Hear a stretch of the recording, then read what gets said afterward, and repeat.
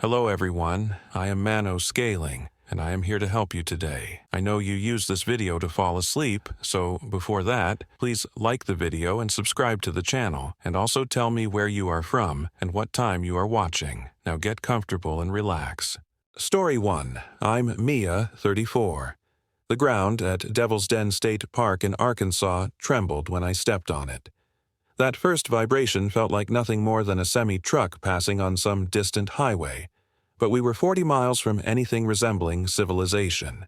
My husband, Trevor, and I had driven our 28-foot Winnebago down winding back roads for hours to reach this particular spot, a primitive camping area Ranger Tom Hedrick had mentioned almost reluctantly when we'd stopped at the visitor center that morning. Most folks prefer the main campground, he'd said, not quite meeting my eyes. Better facilities, closer to the trails, but Trevor had been insistent. He wanted isolation, wanted to prove something to himself after his brother's wedding last month where everyone kept asking about our jobs, our future, why we didn't have kids yet. The questions had burrowed under his skin like ticks, and he'd become obsessed with this idea of real camping, away from RV parks with their Wi-Fi and communal fire pits, away from families with screaming children and retired couples with their matching windbreakers. "We'll take the primitive site," Trevor had told the ranger, already pulling out his credit card. The ranger had paused, his weathered hand hovering over the keyboard. "Cell service is non-existent out there, and the trees are old, real old. Some folks say they don't like strangers much." I'd laughed at that, thinking it was some kind of local color he added for tourists. Trevor had laughed too, and the ranger had shrugged and processed our permit. Now, backing our rig into the clearing as afternoon light slanted through the canopy, I felt that tremor again, stronger this time, like something large shifting beneath the earth. "Did you feel that?" I asked Trevor as he climbed out of the driver's seat. "Feel what?" "The ground. It's—" But even as I said it, everything was still. The forest around us stood in perfect silence.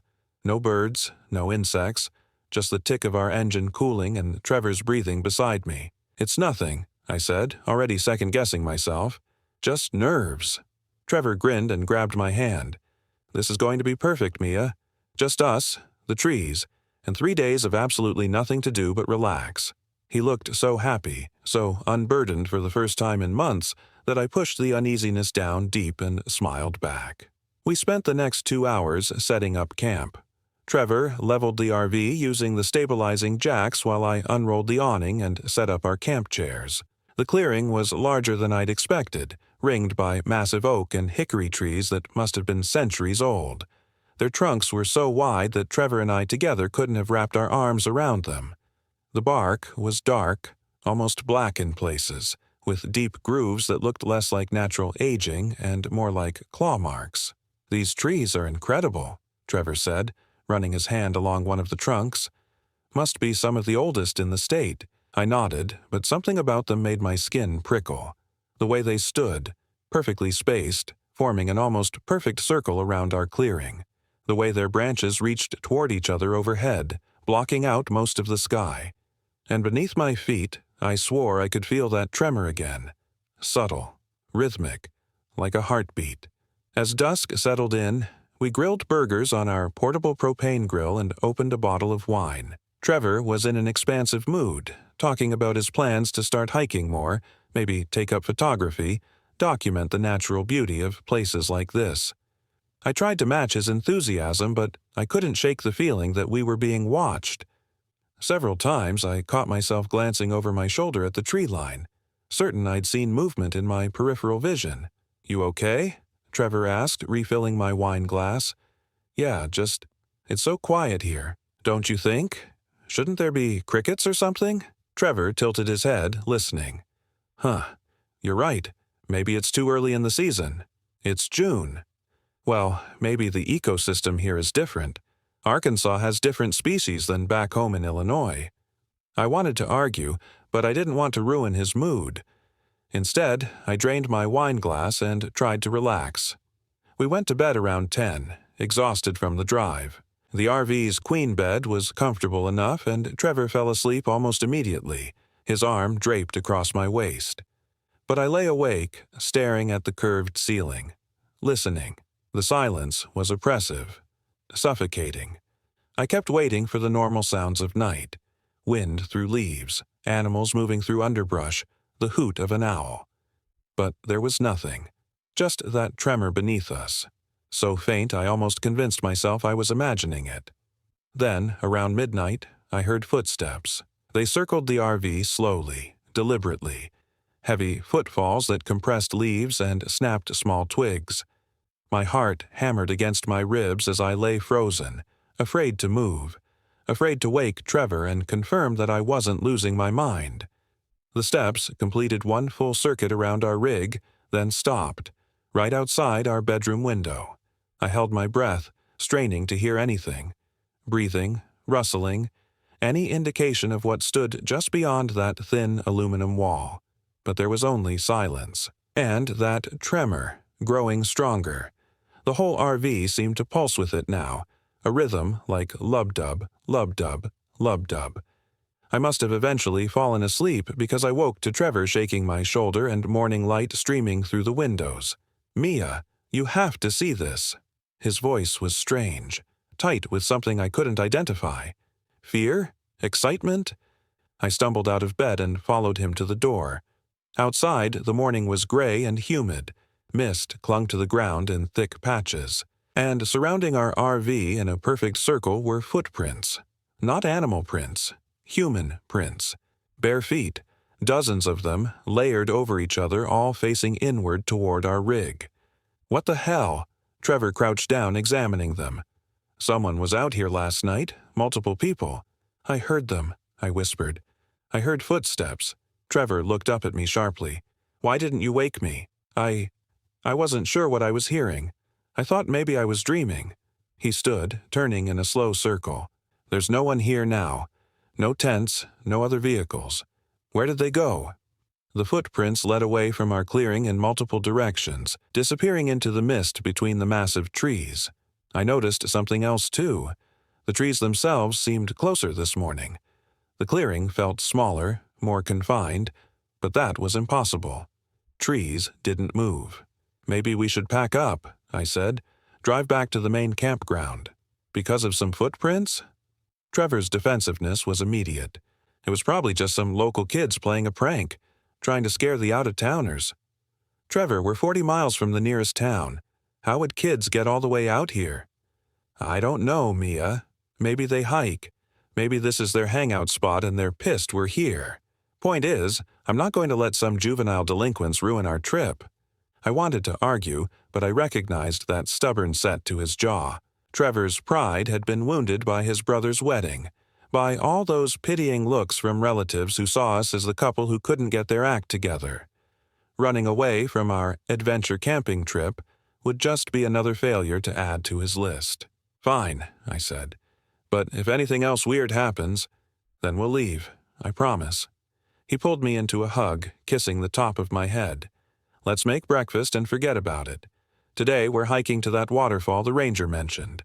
I nodded against his chest, but over his shoulder I was staring at those footprints, at the way they were arranged. Not random, not chaotic. Deliberate, purposeful, like a ritual. We made breakfast, eggs and bacon on the propane stove, and tried to recapture the previous evening's optimism. But the silence of the forest bothered us both now, even if Trevor wouldn't admit it. We ate quickly and packed day bags with water, snacks, and a first aid kit. The trail to Cave Springs Falls was supposed to be a moderate 3-mile hike through old-growth forest.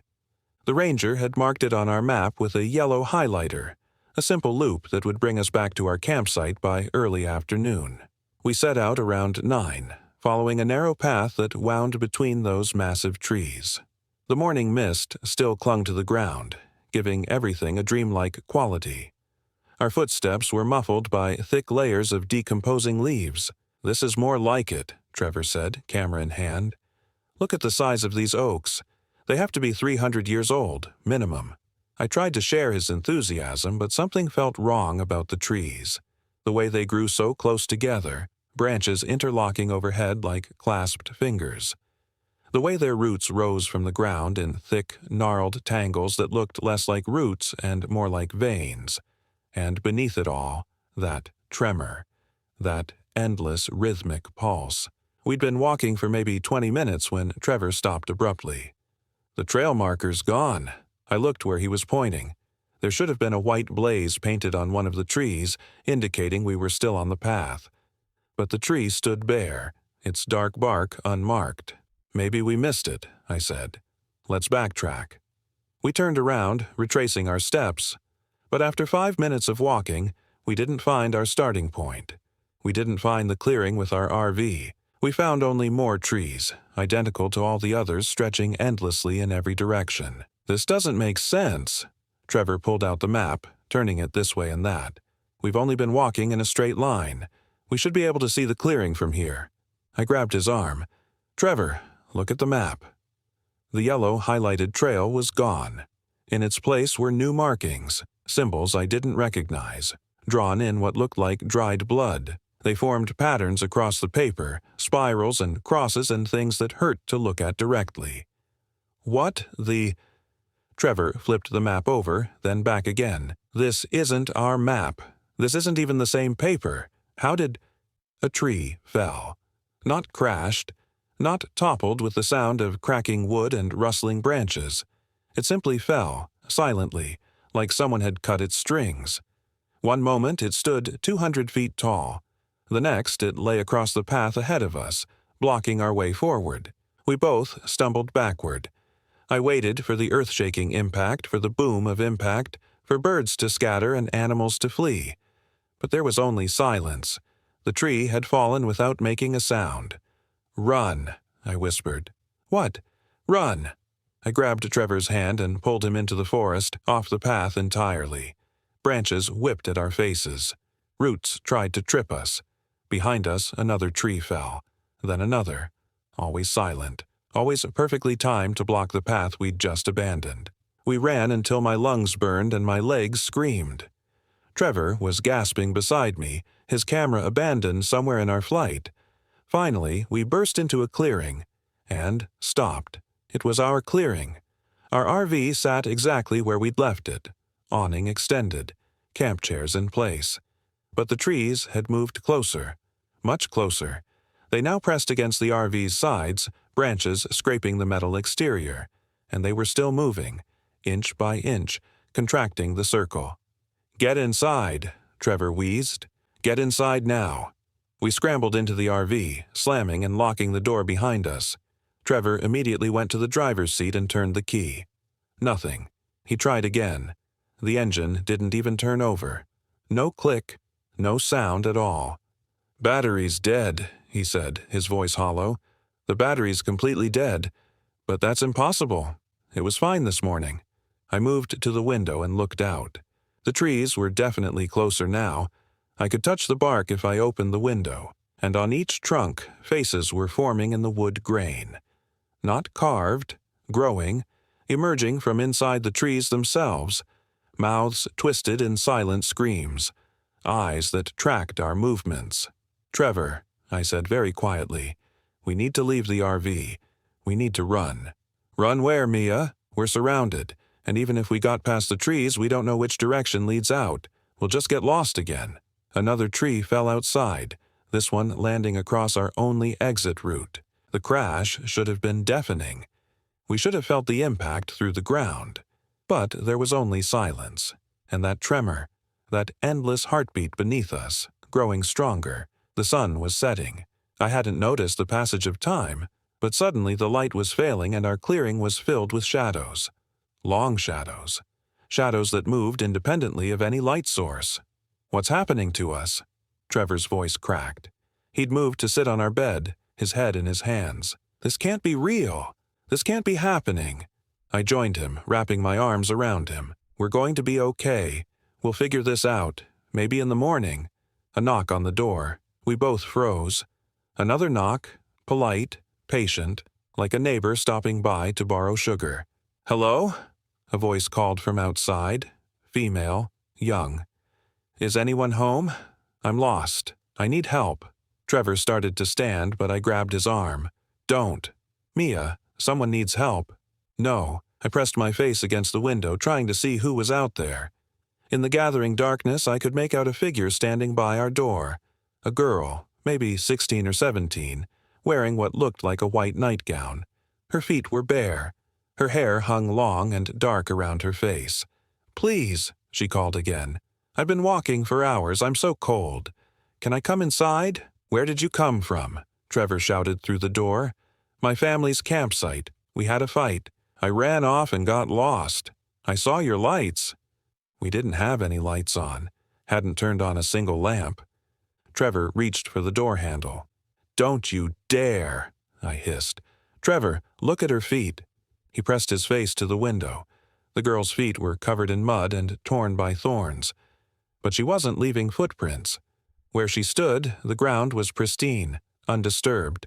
"Please," the girl said again, and this time her voice had changed. Deeper, older. "Let me in. I'm so hungry." Trevor backed away from the door. "Go away. We can't help you." The girl's head tilted at an unnatural angle. "But you have to help me. That's what good people do. They help." Then she smiled. Her mouth stretched too wide, splitting her cheeks. Teeth. Too many teeth, sharp and numerous as a shark's, gleamed in the failing light. And her eyes. God, her eyes were completely black, reflecting nothing, absorbing all light. "Let me in!" She threw herself against the door. The entire RV shook. Trevor and I scrambled backward, tripping over each other in our panic. She hit the door again. Again. The metal began to buckle inward. Then she stopped. For a moment, there was silence. Then we heard her moving around the RV, slowly, deliberately, testing each window, each vent, looking for a way inside. "The bedroom window," I whispered. I left it cracked. Trevor's eyes went wide. We both ran for the bedroom, but we were too late. The window was sliding open, forced up by something that was no longer bothering to look human. What climbed through was a thing of shadows and angles that bent wrong, of too many joints and limbs that didn't match. It wore the girl's face like a mask, but underneath there was something ancient and hungry. We fled to the front of the RV. Trevor grabbed a kitchen knife while I searched desperately for anything we could use as a weapon. Behind us, the thing that wasn't a girl was laughing, a sound like wind through a graveyard, like the screams of children who'd never been found. "Under the sink," Trevor gasped, "the propane canister for the backup stove." I understood immediately. If we couldn't run, couldn't fight, we could burn. We could take this thing with us. But as I reached for the canister, the RV lurched violently to one side. We were thrown against the wall. Outside, I could hear wood groaning, creaking. The trees. The trees were pushing the RV over. We tipped further. Dishes crashed from cabinets. The fridge door swung open, contents spilling. And still we kept tilting until we were at a 45-degree angle, everything sliding toward the bedroom where that thing waited in the darkness, giggling. "The door!" Trevor shouted. "We have to get out the door!" He grabbed my hand and we crawled upward, fighting gravity, fighting the angle, fighting the terror that threatened to paralyze us completely. Trevor got the door open and we fell out into the night. Onto ground that was breathing. I could feel it beneath my hands and knees. The earth rose and fell like a chest, like we were lying on the stomach of something impossibly vast. The tremor I'd felt since we arrived was no longer subtle. It was overwhelming, synchronized with a sound like distant thunder, like a heartbeat the size of mountains. "Run," Trevor wheezed, pulling me to my feet. "Just run." We stumbled forward between the trees, not caring about direction, only desperate to put distance between us and whatever waited in our RV. Branches grabbed at us like fingers. Roots rose up to trip us. The faces in the bark followed our progress, mouths opening and closing in silent words. And then we heard them. All around us in the darkness, footsteps. Dozens of them, hundreds. All moving in perfect synchronization, circling us, herding us. We burst into another clearing, and found the ranger station. It stood exactly as I remembered from that morning, lights blazing in its windows, Tom Hedrick's truck parked out front. We ran for the door, sobbing with relief, and burst inside. The ranger looked up from his desk, startled. "Folks, what are you? It's almost 11 o'clock.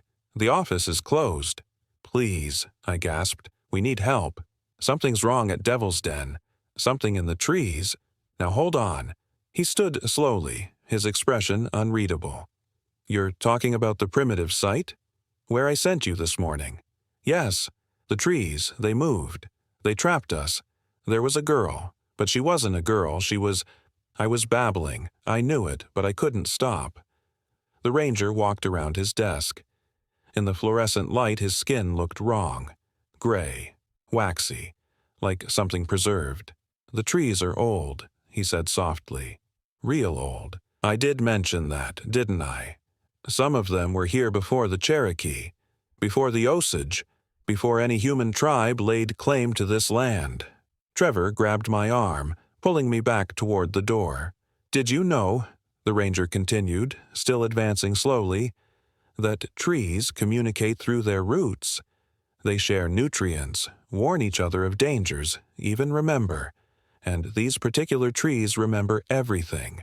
Every drop of blood spilled on their roots, every body buried beneath them, every sacrifice made to keep them fed." His jaw unhinged like a snake's. We ran, out of the ranger station, into the parking lot, toward where we'd left our truck, but our truck wasn't there.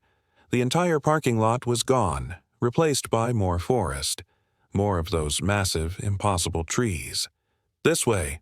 Trevor pulled me toward what looked like a road, a gap between the trees. We ran down it, our feet pounding on packed earth, our breath ragged in our throats. The road went on forever. Minutes became hours. Hours became days. We ran until we could barely stand, until our legs shook and our vision blurred. But the trees never ended. We passed the same landmarks over and over.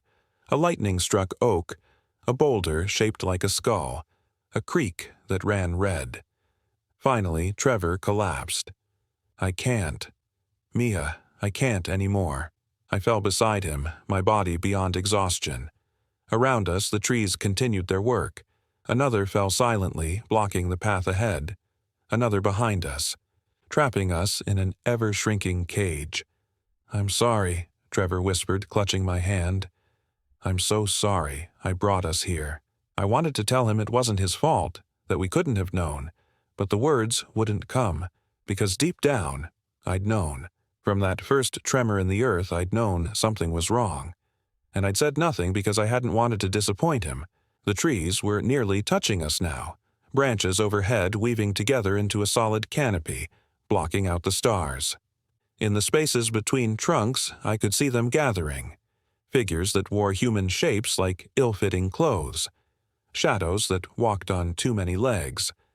The girl thing from our RV, still smiling with her shark teeth. And beneath us, that heartbeat. That endless, ancient heartbeat. We were in its mouth. We'd been in its mouth since the moment we arrived. One of the figures stepped forward. It was the ranger, or what used to be the ranger. His face was slack, empty, a puppet with cut strings. "The trees don't like strangers," he said in a voice like rustling leaves, "but they do appreciate offerings. Your RV, your belongings, these mean nothing. But your fear, your desperation, the taste of your understanding as you realize there's no escape, that feeds them. That's what they've been craving." More figures emerged from the darkness. Campers from previous years, I realized. Hikers who'd taken wrong turns. People who'd ignored the warnings and ventured into places not meant for them. All of them wore that same slack expression. All of them moved with that same jerky, puppeted gait. "You'll stay," the ranger continued. "You'll walk these trees forever, adding your footsteps to the circles, your voices to the wind. And when new strangers come, you'll call to them. You'll ask to be let in. You'll play your part in the feeding." Trevor's hand tightened around mine. I looked at him and saw tears streaming down his face, but also something else. Determination. Rage. "No," he said, and he lunged, not at the figures, at the nearest tree. He tore at the bark with his fingernails, ripped at the wood, screaming wordlessly. The tree shuddered. The face emerging from it twisted in what might have been pain. I understood.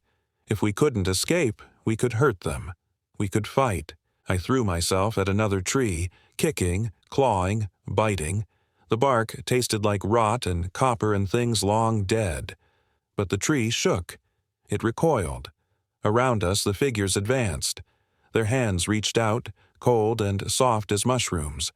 But Trevor and I kept fighting, kept tearing at the wood, refusing to surrender, refusing to become another set of footprints circling in the dark. Then I felt something, in the heartbeat beneath us. A stutter, a missed beat. "Trevor, the roots! Tear up the roots!" We dropped to the ground, digging at the earth with bleeding fingers. The roots were thick, ancient, tough as cables. But they could be damaged. We ripped and tore, and with each root we severed, the heartbeat faltered. The tremor grew erratic. The figures were on us now, pulling at our clothes, our hair, trying to drag us away from our work. But we fought them off, kicked and bit and clawed, all while continuing to dig. The root system was massive, interconnected, but we were finding the nexus points, the arteries that fed the whole. One particularly thick root came free in Trevor's hands, and the forest screamed. It was the sound of centuries, of bones buried and blood spilled and souls consumed. It came from every tree simultaneously, a wail of rage and agony that split the night. The figures collapsed like puppets with cut strings. The trees began to fall, but this time they made sound. Tremendous, earth-shaking crashes as tons of ancient wood hit the ground. The canopy above us shattered, and for the first time in days I saw stars. Real stars. Not the ones that blinked coded messages or arranged themselves into warnings. "Run!" Trevor screamed, and we ran. Through the falling trees, over severed roots that writhed like dying snakes, past the collapsing ranger station and the fading figures. We ran until our lungs were fire and our legs were rubber, until we tasted blood in our mouths and our vision narrowed to a tunnel. And then we were on pavement. Real pavement. Highway 74, according to the sign. Dawn was breaking to the east. A semi-truck was slowing down, the driver leaning out his window with concern on his weathered face. "Jesus Christ, are you folks okay? You look like you've been through hell." We couldn't speak. We could only nod as he helped us into his cab, wrapped us in blankets, handed us bottles of water. He radioed for help while we sat shaking, holding each other. "Bears?" he asked. "Was it bears that chased you? This is bear country, you know?" "Yes," Trevor whispered. "Bears." The driver nodded, satisfied with this explanation that made sense. That fit into his understanding of how the world worked. They found our RV 3 days later, or what was left of it. According to the official report, a severe storm had caused multiple trees to fall, crushing the vehicle. We were lucky to have been on a hike when it happened, the investigators said. Lucky to have survived. They asked why we'd run so far from the campsite, why we were found 12 miles away on the highway. "Shock," the therapist explained. "Trauma. Sometimes people do irrational things when they're terrified." We agreed with everything they said, nodded along, accepted their logical explanations. But we know the truth. The trees remember. The earth remembers. And sometimes in the quiet moments before sleep, I still feel it beneath me. That tremor, that heartbeat, reminding me that we didn't escape. Not really. We just ran far enough that it decided to let us go. For now. Story 2. My name is David. I'm 34. The first echo at Boundary Waters Canoe Area Wilderness in northern Minnesota wasn't mine. I should have known better than to take the RV into the Boundary Waters region in late October. The campground manager at the entry point, a weathered woman named Ruth with fingers stained yellow from cigarettes, had looked at our reservation with something close to pity. "You're the only ones booked for the North Loop," she said, sliding our permit across the counter. "Season's over. Most folks clear out by mid-September." "That's exactly why we're here," my girlfriend Melissa said, squeezing my hand. Privacy. Ruth's eyes lingered on us for a moment too long. "Just be careful with your voices out there. Sound carries strange this time of year." I thought it was typical small-town weirdness. Now, I understand she was trying to warn us. The RV was a rental. A 32-foot Winnebago that handled like a drunk elephant on the narrow forest roads. Melissa sat in the passenger seat with her camera, snapping photos of the birch trees that crowded the roadside like pale witnesses. We'd been together for 2 years, and this trip was supposed to be a celebration. She'd just gotten tenure at the university, and I'd finally sold my startup for enough money that we could breathe. "This is perfect," she said as we pulled into the campsite. "Look at that view." The site sat on a peninsula jutting into Bass Lake, surrounded by dense forest on 3 sides and open water on the 4th. The trees were mostly bare, their branches creating intricate patterns against the gray sky. A fire pit made of blackened stones sat in the center of a clearing, and a weathered picnic table leaned slightly to one side. We spent the first hour setting up, leveling the RV, connecting the generator, arranging our supplies. The air smelled like pine needles and cold water. A loon called from somewhere across the lake, its cry echoing off the surrounding hills. "Hello!" Melissa shouted toward the trees, laughing. The echo came back wrong. I heard her voice return. "Hello!" But underneath it, there was something else. Another voice, deeper, saying the same word but with different timing, like 2 recordings played slightly out of sync. "Did you hear that?" I asked. "Hear what?" The echo. It sounded doubled. Melissa tilted her head, listening, but the forest had gone quiet. Even the loon had stopped calling. "It's just the lake and the hills," she said. "Sound bounces weird around water." I wanted to believe her. I tried to believe her. That night, we built a fire and cooked hot dogs on sticks like we were kids at summer camp. Melissa told stories about her colleagues, doing impressions that made me laugh until my sides hurt. The fire crackled and popped, sending sparks spiraling into the darkness. Above us, stars emerged in vast numbers unpolluted by city lights.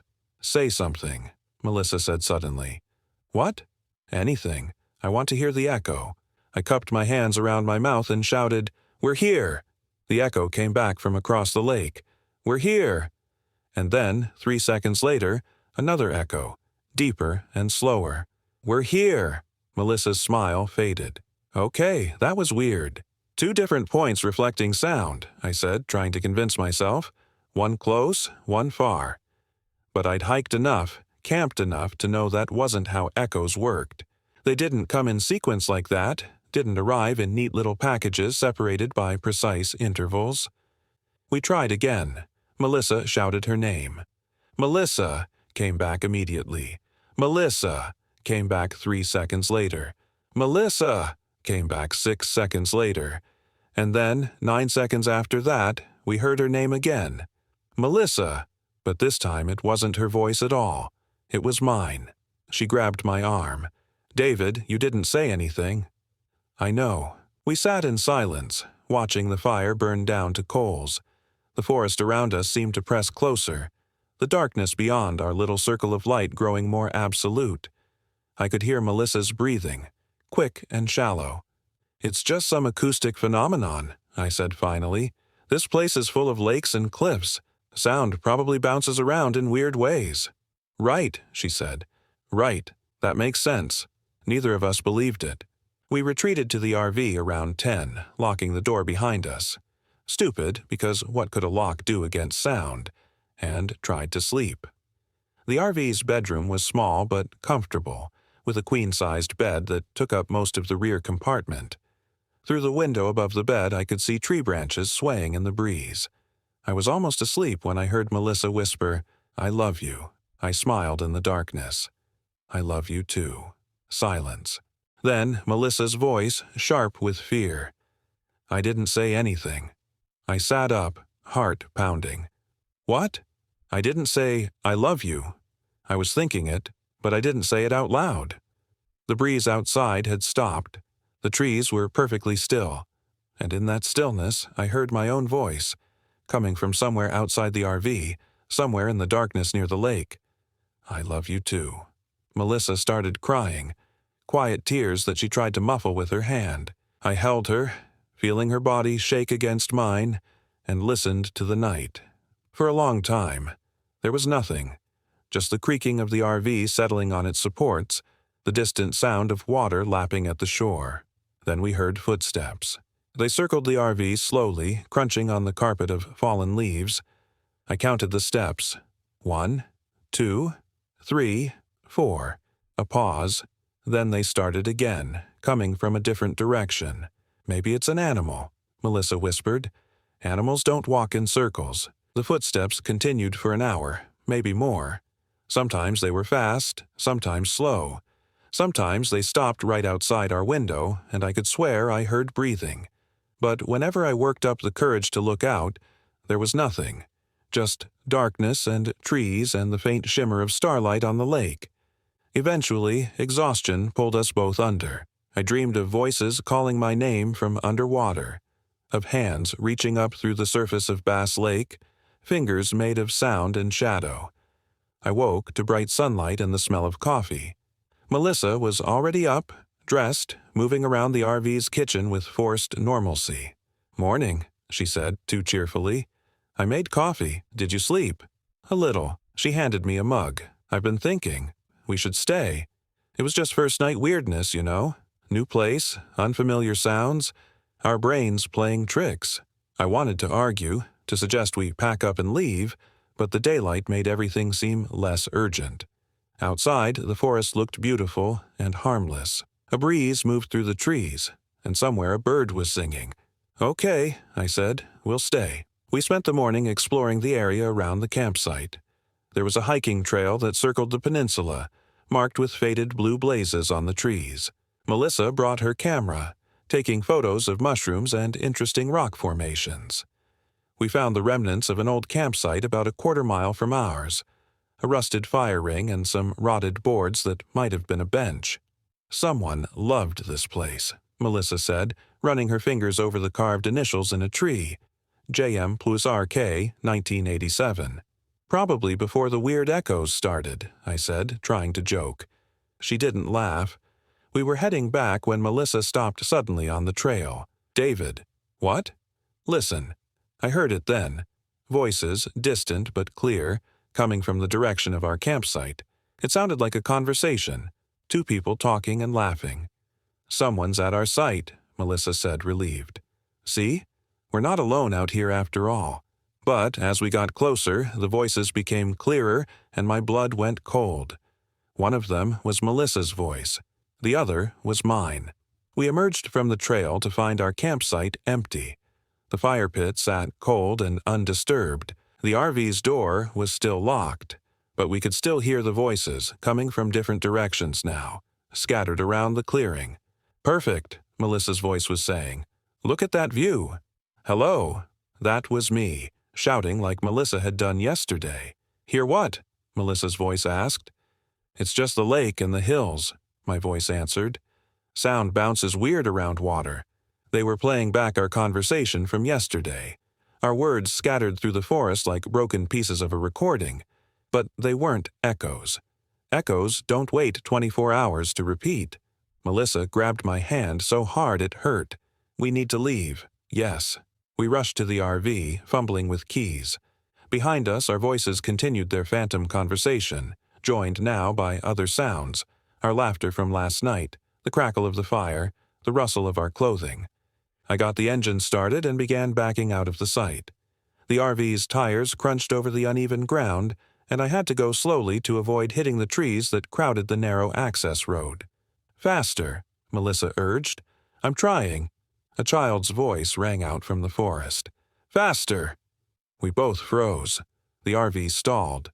"We don't have kids," Melissa said stupidly. The child's voice came again, this time from a different location. "I'm trying." Then a woman's voice, elderly and cracked. "We need to leave." A man's voice, deep and angry. "Yes." Our words, spoken by voices that weren't ours, coming from everywhere at once. The forest was throwing our conversation back at us like a distorted mirror, fragmented and rearranged and utterly wrong. I restarted the engine with shaking hands. This time I didn't care about the trees or the undercarriage. I gunned it, the RV lurching forward, branches scraping against the sides. We made it maybe 100 yards before I slammed on the brakes. The road ahead was blocked by a figure. It stood perfectly still in the center of the narrow track, silhouetted against the gray sky. Human-shaped but wrong, somehow, the proportions slightly off. Too tall, or too thin, or both. Go around it, Melissa said. There's no room. The figure didn't move. It just stood there, watching us through the windshield. I couldn't make out any features. It was like looking at a shadow that had somehow gained solidity. I laid on the horn. The sound echoed through the forest, bouncing off the trees and the water, and came back to us in fragments. Horn, horn, horn. Each repetition in a different voice. Child, woman, man. Something that sounded like grinding metal. The figure took a step toward us. David, Melissa whispered. I threw the RV into reverse, craning my neck to see behind us. The engine whined in protest as I backed up its speed, bouncing over roots and rocks. The figure followed, walking with an unhurried gait that somehow kept pace with our reversing vehicle. It's not possible, Melissa said. It's not. The figure opened its mouth. I could see that much now, a dark O in the pale blur of its face, and spoke with my voice. We're here. I spun the wheel, trying to turn the RV around in the narrow space. The back end clipped a tree with a shriek of metal. The figure was getting closer, maybe 20 feet away now, and I could see that its movement was wrong, joints bending in places where joints shouldn't be. Finally, I got the RV pointed back toward the campsite. I floored it, not caring that we were going the wrong direction, just needing to put distance between us and that thing. We crashed back into the clearing, the RV bouncing to a stop near the fire pit. I killed the engine, and we sat there, breathing hard, watching the access road. The figure didn't follow. Minutes passed. The forest was silent except for the ticking of the cooling engine. What the fuck was that? Melissa said. I don't know. This can't be happening. This can't. She stopped, listening. I heard it too. Voices, dozens of them now, all around the RV. Our voices, mixed with others. Men, women, children, things that sounded like animals trying to form human words. They were having conversations, fragments of sentences that didn't quite connect. Love you. Hear that? Perfect. Faster. We're here. The words overlapped and echoed, creating a cacophony that made my head hurt. Melissa covered her ears, but it didn't help. The sound wasn't just outside, it was inside too, vibrating through the RV's walls, through our bones. Make it stop, she begged. I grabbed her hand and pulled her toward the door. Come on, we'll try on foot. What about the thing on the road? We'll go through the forest, circle around it. It was a desperate plan, probably stupid, but staying in the RV felt like being trapped in a tin can while something outside decided what to do with us. At least in the forest we could hide, could run. We burst out of the RV into the afternoon light. The voices swelled in volume, a chorus of stolen words. I pulled Melissa toward the hiking trail, the one that circled the peninsula. If we could make it around to the main road, we could flag down help. The trail seemed longer than it had that morning. The trees pressed closer, their bare branches reaching down like grasping fingers. Our feet pounded on the dirt, sending up puffs of dust that hung in the still air. Behind us I could hear footsteps, many of them coming from different directions converging on our position. Don't look back, I gasped. Melissa whimpered but kept running. We reached the old campsite, the one with the carved initials. Melissa stumbled, and I caught her before she fell. I can't, she panted. I can't keep... Melissa, my voice calling from somewhere behind us. David, her voice from up ahead on the trail. I love you, my voice again from the left. We're here. Multiple voices now surrounding us, closing in. I pulled Melissa off the trail into the dense underbrush. Branches tore at our clothes and skin. We pushed through, no longer caring about direction, just trying to escape the voices that hunted us.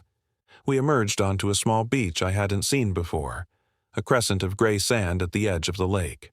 The water stretched out before us, dark and still as glass.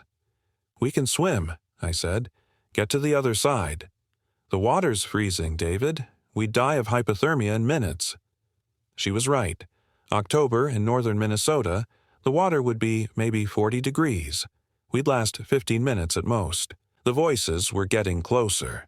Through the trees, I could see movement.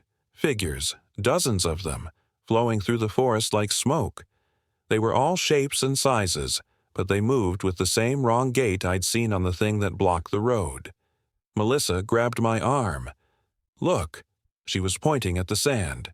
There were footprints leading down to the water's edge, fresh footprints, made within the last few hours. 2 sets, one larger than the other.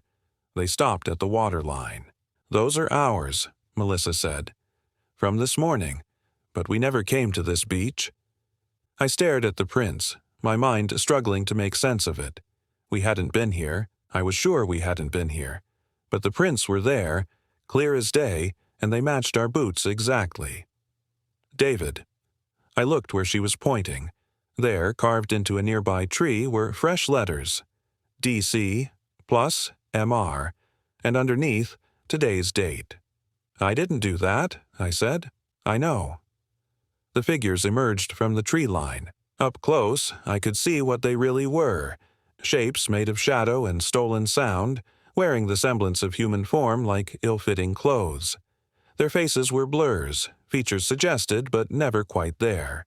Some were tall, some short, some seemed to flicker between sizes. They formed a semicircle around us, blocking any escape back into the forest. The only direction left was the water, and then they started to speak. Not in our voices this time, but in others. Dozens, hundreds, maybe thousands of voices. All the people who had ever come to this place and shouted into the forest. All the people whose words had been caught and kept and twisted. "Help us," said a child. "We can't leave," said an old man. "It takes our words," said a woman. "It takes everything," said something that sounded like wind through a broken window. One of the figures stepped forward.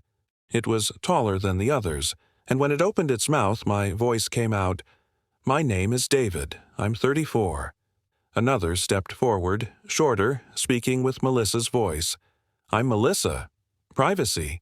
They were assembling themselves from our words, building crude approximations of us from the fragments they'd stolen.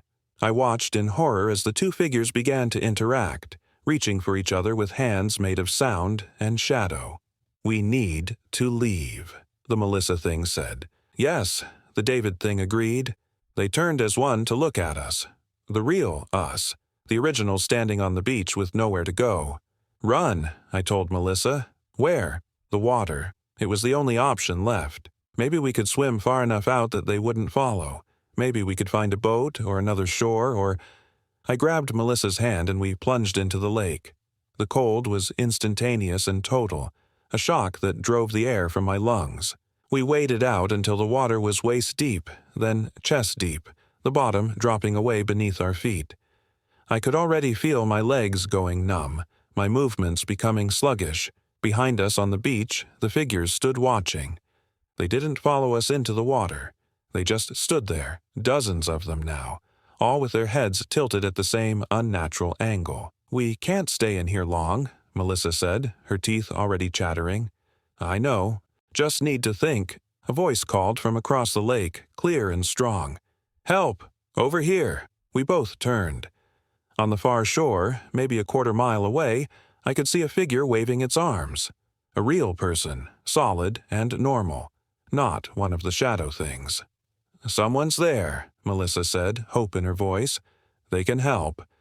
But something felt wrong. The figure was too far away, the voice too clear.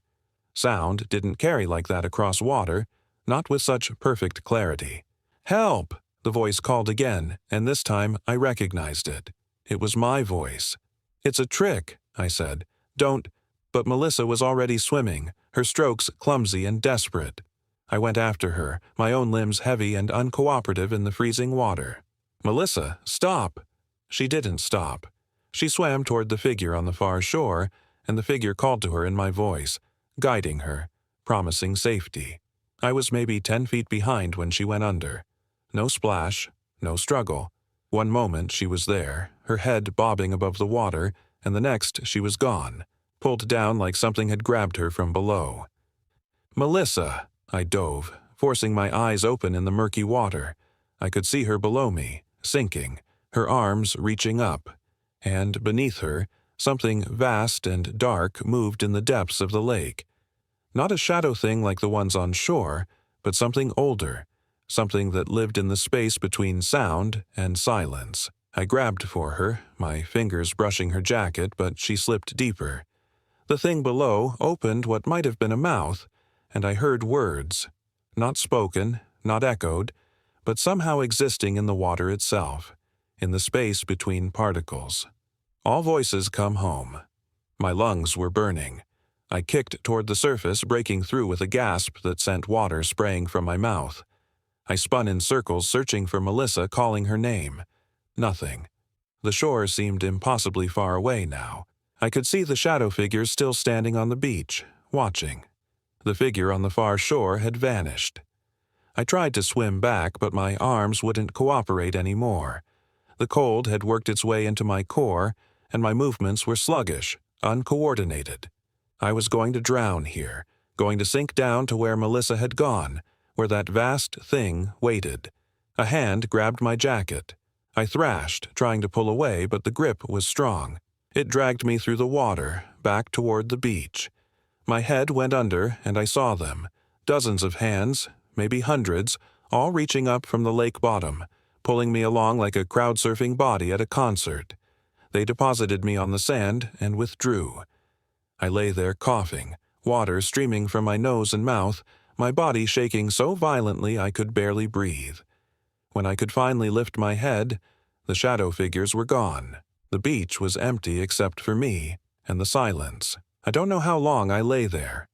Eventually, some survival instinct kicked in, and I dragged myself to my feet. I was hypothermic, my thoughts moving like cold honey, but I knew I had to get warm or die. The RV. I had to get back to the RV. I stumbled through the forest, falling often, using trees to pull myself upright.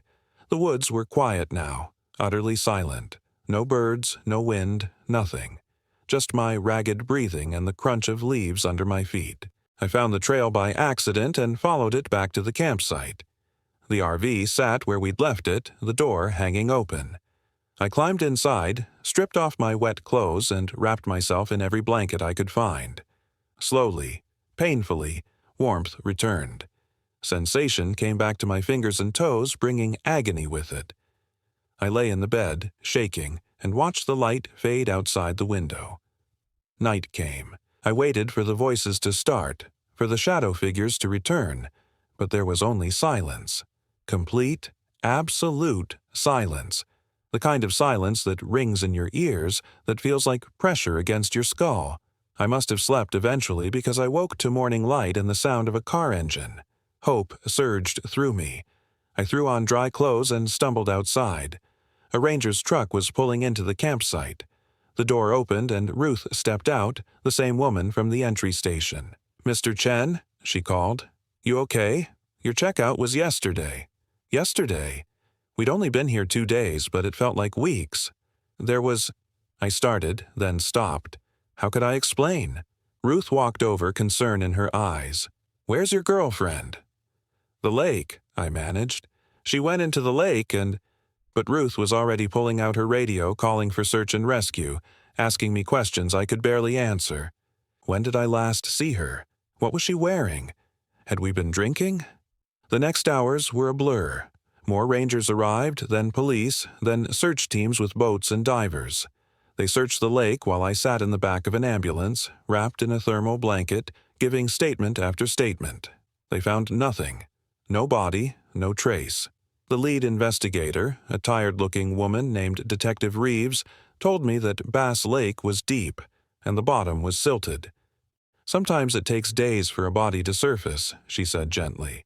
I tried to tell her about the shadow figures, about the voices, about the thing in the lake. She nodded and wrote it all down and suggested I might be experiencing trauma-induced hallucinations from the hypothermia. They brought in a psychiatrist. He asked me about my relationship with Melissa, whether we'd been fighting, whether I'd been under stress. The questions felt like accusations wrapped in therapeutic language. On the third day, they found something. Not Melissa, but evidence that people had been at the old campsite recently. There were fresh boot prints in the dirt, 2 sets, one larger than the other. They matched our boots exactly. "You said you didn't go to that campsite," Detective Reeves said. "We didn't. I mean, we walked past it, but we didn't stop there. She showed me photos. The boot prints led down a slope to another beach, the same crescent of sand where Melissa and I had been cornered. And there, in the sand, partially obscured by wind and tide, were more prints leading into the water. 2 people walked into the lake here, Reeves said. The prints only go in. They don't come out. I stared at the photos, my mind struggling to process what they meant. We had been there. Our boots had left those prints. But I'd walked out. I'd survived. Unless. The thought crept in like cold water. The shadow figures had pulled me from the lake, had saved me. But what had they pulled out? What version of me had they deposited on that beach? I looked down at my hands. They seemed real, solid, normal. But shadows could be solid too if they stole enough substance from the real thing. Mr. Chen. Reeves was watching me carefully. Is there anything else you want to tell me? I opened my mouth, but someone else's voice came out. An old man's voice, cracked and tired. All voices come home.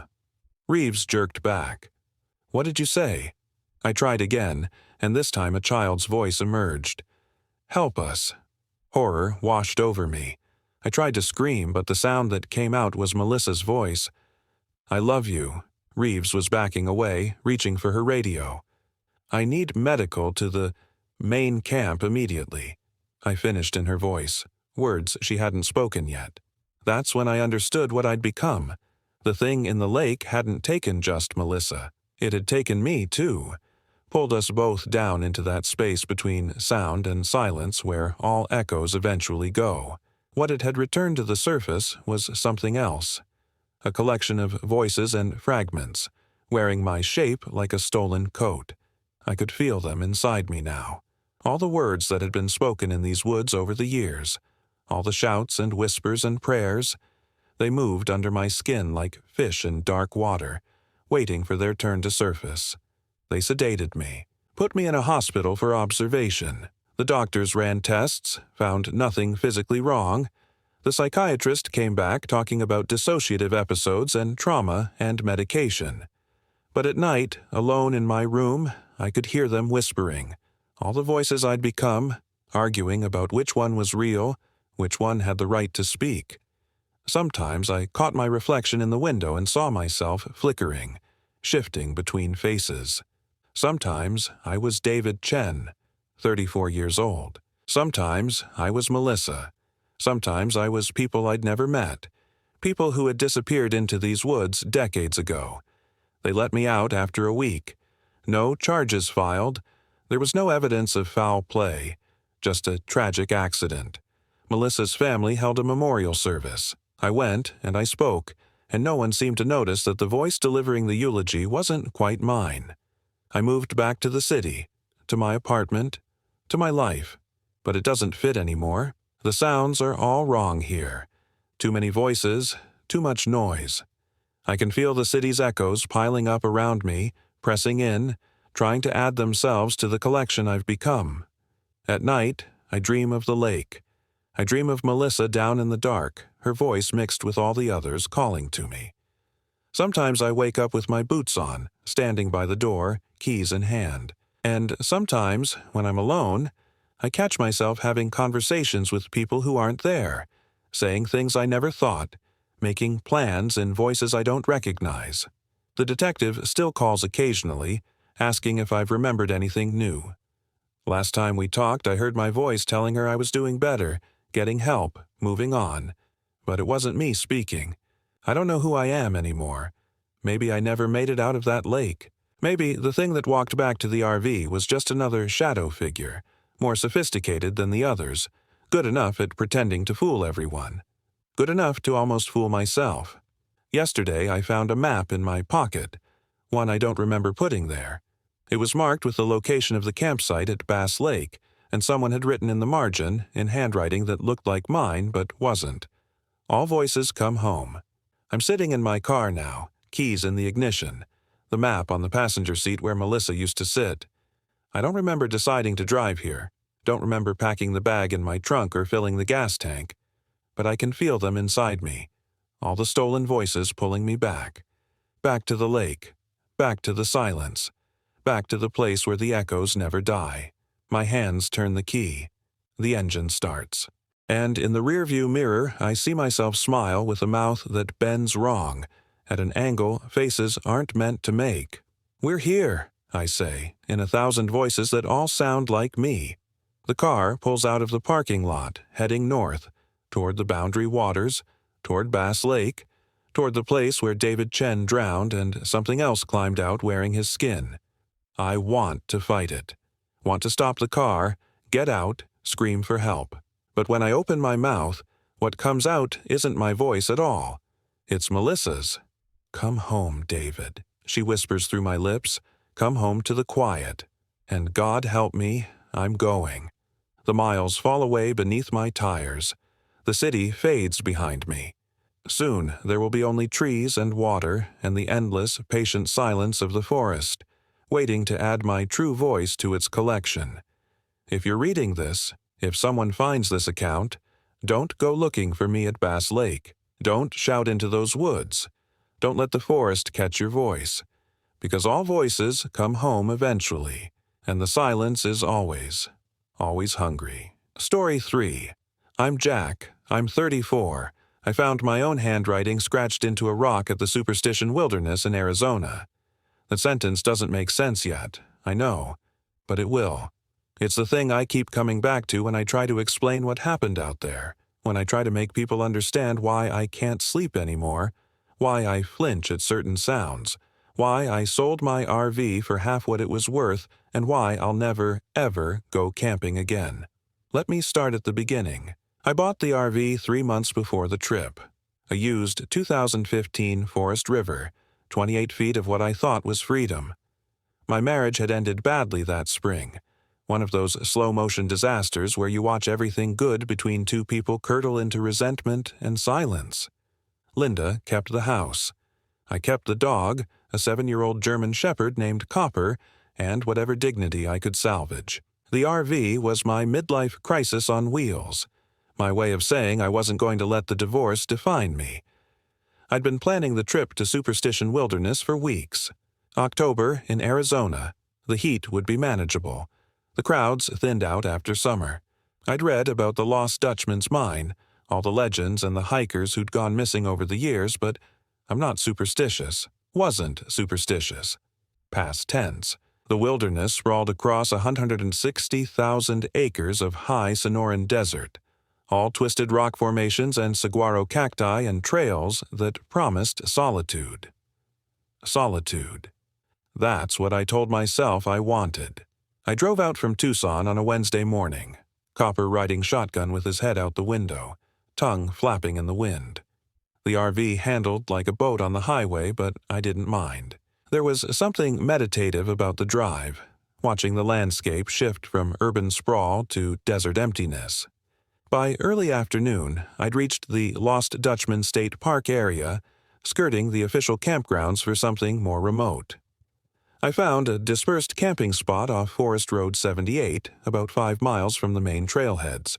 The road was rough, washboard dirt that rattled every cabinet in the RV, but it opened into a clearing ringed by Palo Verde trees and creosote bushes, with a view of the Superstition ridgeline that made my chest ache.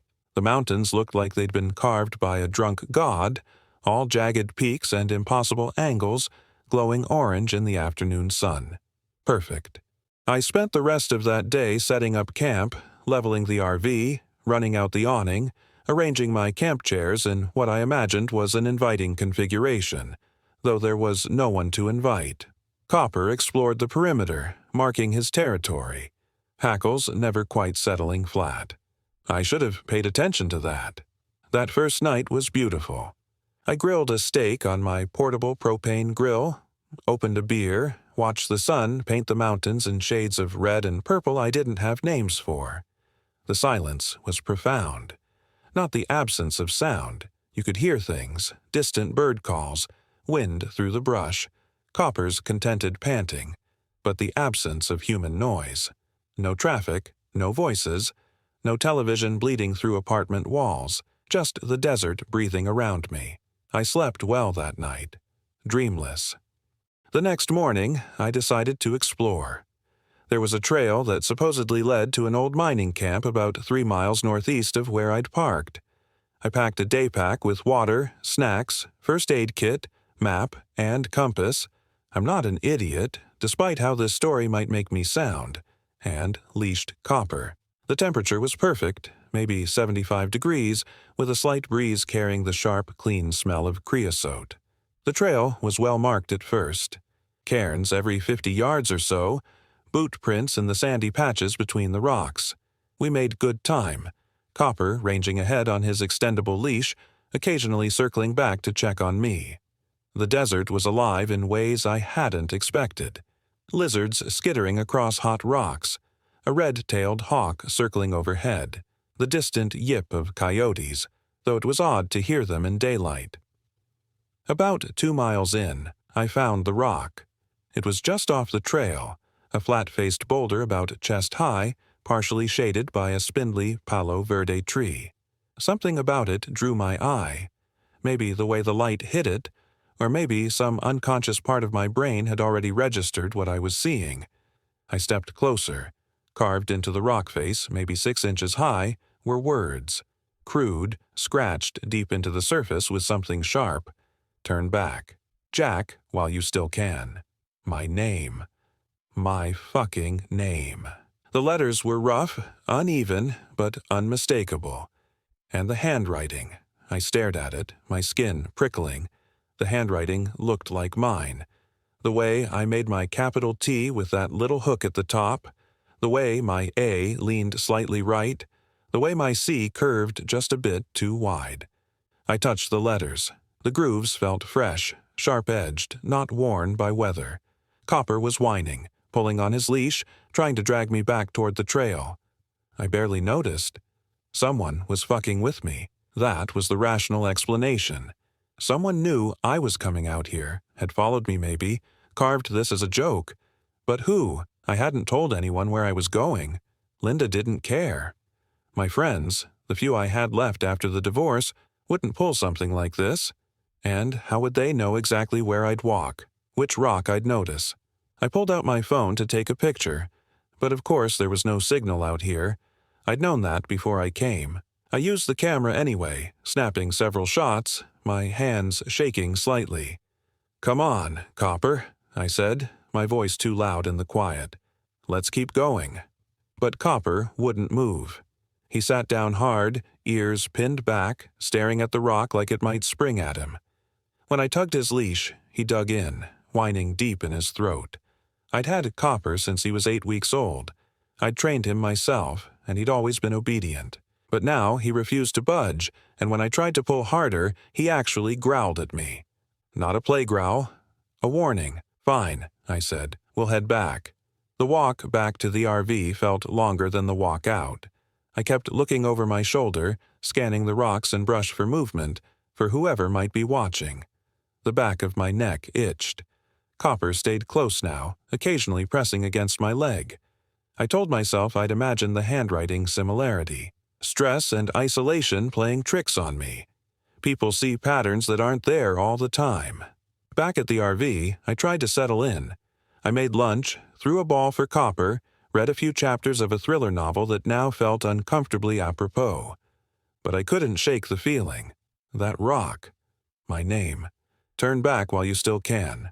I decided to stay anyway. I'm not sure if it was stubbornness or stupidity or some combination of both, but the idea of packing up and running because of some carved words felt like admitting defeat, like letting the divorce win somehow, letting Linda's voice in my head, the one that said I always gave up when things got hard, win. That evening, I built a campfire in the metal ring I'd arranged with rocks from around the site. The temperature dropped fast after sunset, the way it does in the desert, and the fire felt good. Copper lay beside me, closer than usual, his head on my boot. The fire burned normal at first. Orange flames, the occasional pop and crackle of mesquite wood.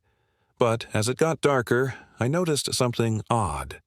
Every so often a section of flame would flare blue-green, just for a second, like burning copper sulfate in a chemistry class. I've built hundreds of campfires in my life, and I'd never seen that happen with regular wood. I poked at the logs with a stick, watching sparks spiral up into the black sky. The stars out here were incredible. The Milky Way, a thick band of light overhead, so many stars it almost hurt to look at them. That's when I heard the whistling. Not birdsong, not wind through rocks. A human whistle, tuneless and wandering, coming from somewhere in the darkness beyond my fire's light. It would start, continue for maybe 10 seconds, then stop abruptly. Silence. Then start again from a different direction. Copper was on his feet instantly, hackles raised, a low growl building in his chest. "Hello," I called out, my hand dropping to the hunting knife on my belt. "Someone there." The whistling stopped. I waited, heart hammering, straining to hear footsteps or breathing or any indication of where the whistler might be. Nothing. Just the fire crackling and Copper's growling and my own pulse in my ears. "This is private property," I said, which was a lie. It was dispersed camping on national forest land, but I wanted to sound authoritative. "You need to leave." A sound from my right, a soft laugh, high and strange like a child trying to imitate an adult's laughter. Then silence again. I grabbed my flashlight, one of those heavy mag lights that doubles as a club, and swept the beam across the desert. The light caught creosote bushes and the ghostly white arms of a saguaro and the gleaming eyes of something small, a rodent probably, but nothing human. "Copper, inside," I said. We retreated to the RV, and I locked the door behind us. I'm not ashamed to admit it. I pulled all the curtains closed, double-checked every window, made sure the door lock was engaged. Copper paced the narrow aisle between the dinette and the bed, whining. I sat at the dinette table, the mag light in front of me, my phone in my hand even though it was useless. I wanted to call someone, just to hear a voice. Linda. My brother. 911. But there was no signal. And what would I even say? Someone whistled at me in the woods? The fire outside was still burning, visible through a gap in the curtains, still occasionally flaring that strange blue-green. I watched it for hours, fighting sleep, until the flames finally died to embers. Nothing else happened that night. Eventually, I must have dozed off at the table because I woke up with my cheek pressed against the fake wood grain, drool on my chin, early morning light leaking through the curtain gaps. Copper was at the door, whining to go out. I opened the door cautiously, knife in hand, feeling ridiculous. Morning sunshine, birdsong, the smell of dust and creosote, everything normal. The fire pit was full of gray ash. I let Copper out to pee, watching him carefully. He did his business quickly, then immediately trotted over to the fire pit and started pawing at the ashes, whining. "Copper, no, leave it." But he kept digging, and when I walked over to pull him back, I saw what he'd uncovered. Rocks. Smooth river rocks, the kind you don't find in the desert. They'd been arranged under the ash in a pattern, a circle with lines radiating out like a child's drawing of the sun, or like a symbol. Each rock had been placed deliberately. I stood there, staring, my stomach knotting. I'd built that fire myself. I'd arranged those logs. There had been no rocks underneath except the ones forming the ring, which meant someone had come to my camp while I slept, dismantled my fire, placed these stones, and rebuilt the fire on top of them, while I slept, maybe 10 feet from where I'd been unconscious at the table. My hands were shaking as I scattered the rocks with my boot, destroying the pattern. I don't know why that felt important, but it did. I made coffee on the RV's propane stove, my movements mechanical. I needed to think. I had 3 options: leave immediately, stay but remain on high alert, or go into town to report. What exactly? Strange carvings and midnight whistlers and rocks arranged under my campfire? I decided on a modified version of option 2. I'd stay 1 more night. I'd paid for 3 nights of solitude, damn it. But I'd stay awake. I'd keep watch. And I'd set up my phone to record video, even without signal, just to have evidence if anything else happened. The day passed slowly. I didn't go hiking. Instead, I stayed close to the RV, reorganizing gear I'd already organized, reading the same page of my book 4 times without absorbing it, watching Copper watch the desert. He was agitated all day, pacing, ears swiveling at sounds I couldn't hear. Around 3 in the afternoon, I noticed my water tank was running low. I'd filled it before leaving Tucson, and I hadn't used that much. I checked the external compartment where the tank was housed and found the drain valve partially open. Water had been trickling out, probably all night. I hadn't touched that valve. My skin went cold despite the afternoon heat. This wasn't random teenage pranksters. This was someone actively trying to drive me out or sabotage my stay. Or worse. I filled empty bottles with the remaining water, then drove the RV 5 miles back to a gas station near Apache Junction to refill the tank and use the bathroom. The clerk, a weathered woman in her 60s with turquoise jewelry and kind eyes, asked how I was enjoying the wilderness. "Fine," I said. "Have you heard about anyone, I don't know, harassing campers out there? Pulling pranks?" Her expression shifted, something shuddering behind her eyes. "Which area you camping in?"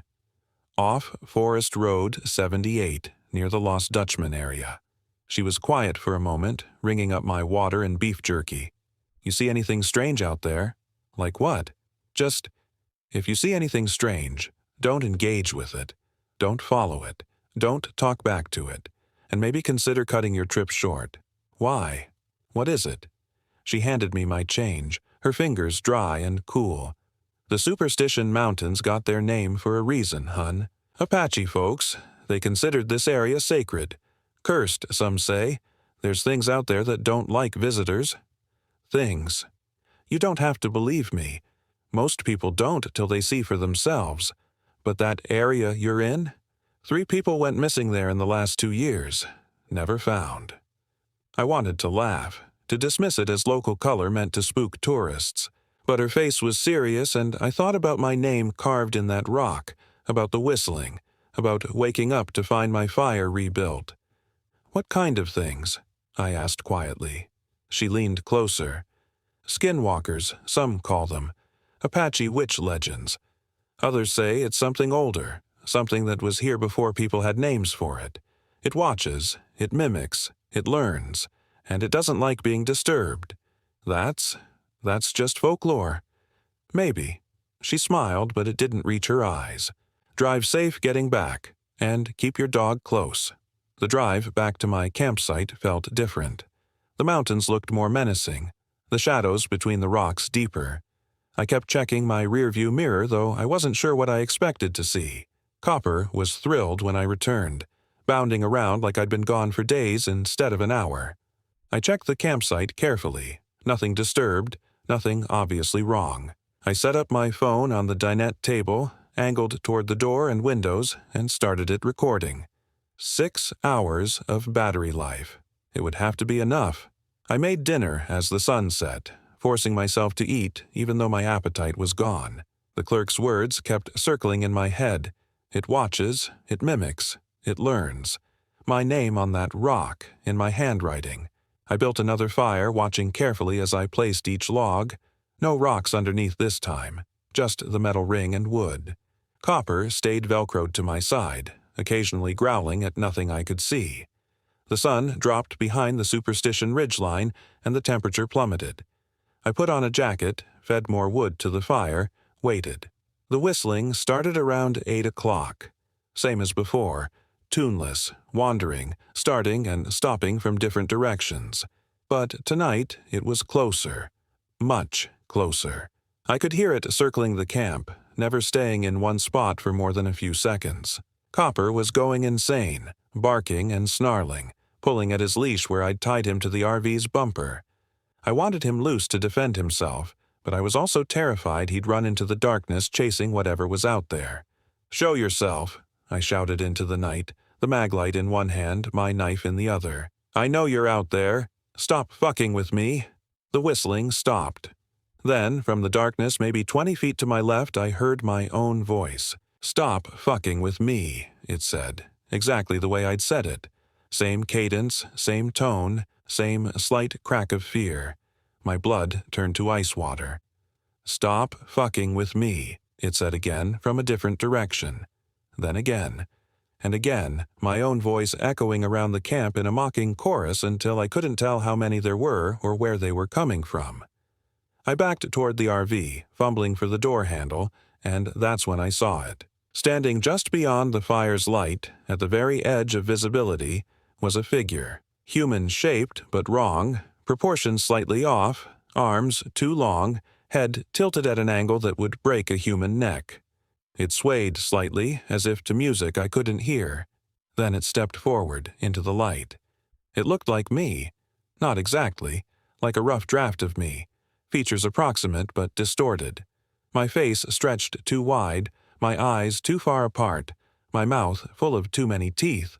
It was wearing clothes similar to mine, jeans and a flannel shirt, but they hung wrong on its elongated frame. It smiled, and I heard my voice come from its mouth. "Hello, Jack." I screamed. I'm not proud of it, but I screamed and scrambled backward into the RV, slamming the door and locking it with shaking hands. Copper was barking hysterically outside, and the sound of him in danger broke through my panic. I looked through the window. The thing that looked like me was crouched by the fire, head tilted, watching Copper with what might have been curiosity. Copper was lunging and snapping at the end of his leash, all teeth and fury. The thing reached out one too long hand toward him. I burst out of the RV, knife raised, screaming incoherently. The thing's head snapped toward me, that horrible smile widening, and then it was moving. Not running, not walking, but flowing backward into the darkness like smoke, impossibly fast. I cut Copper's leash and he bolted into the RV. I followed, slamming the door again, every lock engaged, curtains pulled tight. We huddled together in the dark, Copper shaking against my leg, both of us breathing hard. I could hear things outside now. Footsteps circling the RV, scratching at the walls. My own voice, sometimes laughing, sometimes calling Copper's name in the tone I used when offering treats. The RV began to rock slightly, as if something was pushing against it. I grabbed my phone, still recording, and held it like a talisman. The battery was at 40%. How long until dawn? I checked my watch, 8:47 p.m. Hours still. Hours and hours. The scratching got louder, and I realized with mounting horror that it was forming patterns. Rhythmic. Deliberate. Like it was writing something on the RV's exterior. Then the sounds stopped. Total silence. I waited, every muscle locked, barely breathing. A soft tap on the door. Then my own voice, gentle now, almost concerned. "Jack, you okay in there, buddy? Come on out, I'm worried about you." I didn't answer. "Jack," pause. "I know you're scared, but I can help. I know what happened with Linda. I know how much it hurt. Come out and talk to me. Talk to yourself. That's what this is, you know. Just you. Talking to you." It sounded so rational, so reasonable, so exactly like how I might try to coax myself out if I'd locked myself away during a panic attack. "Copper misses you," the voice said.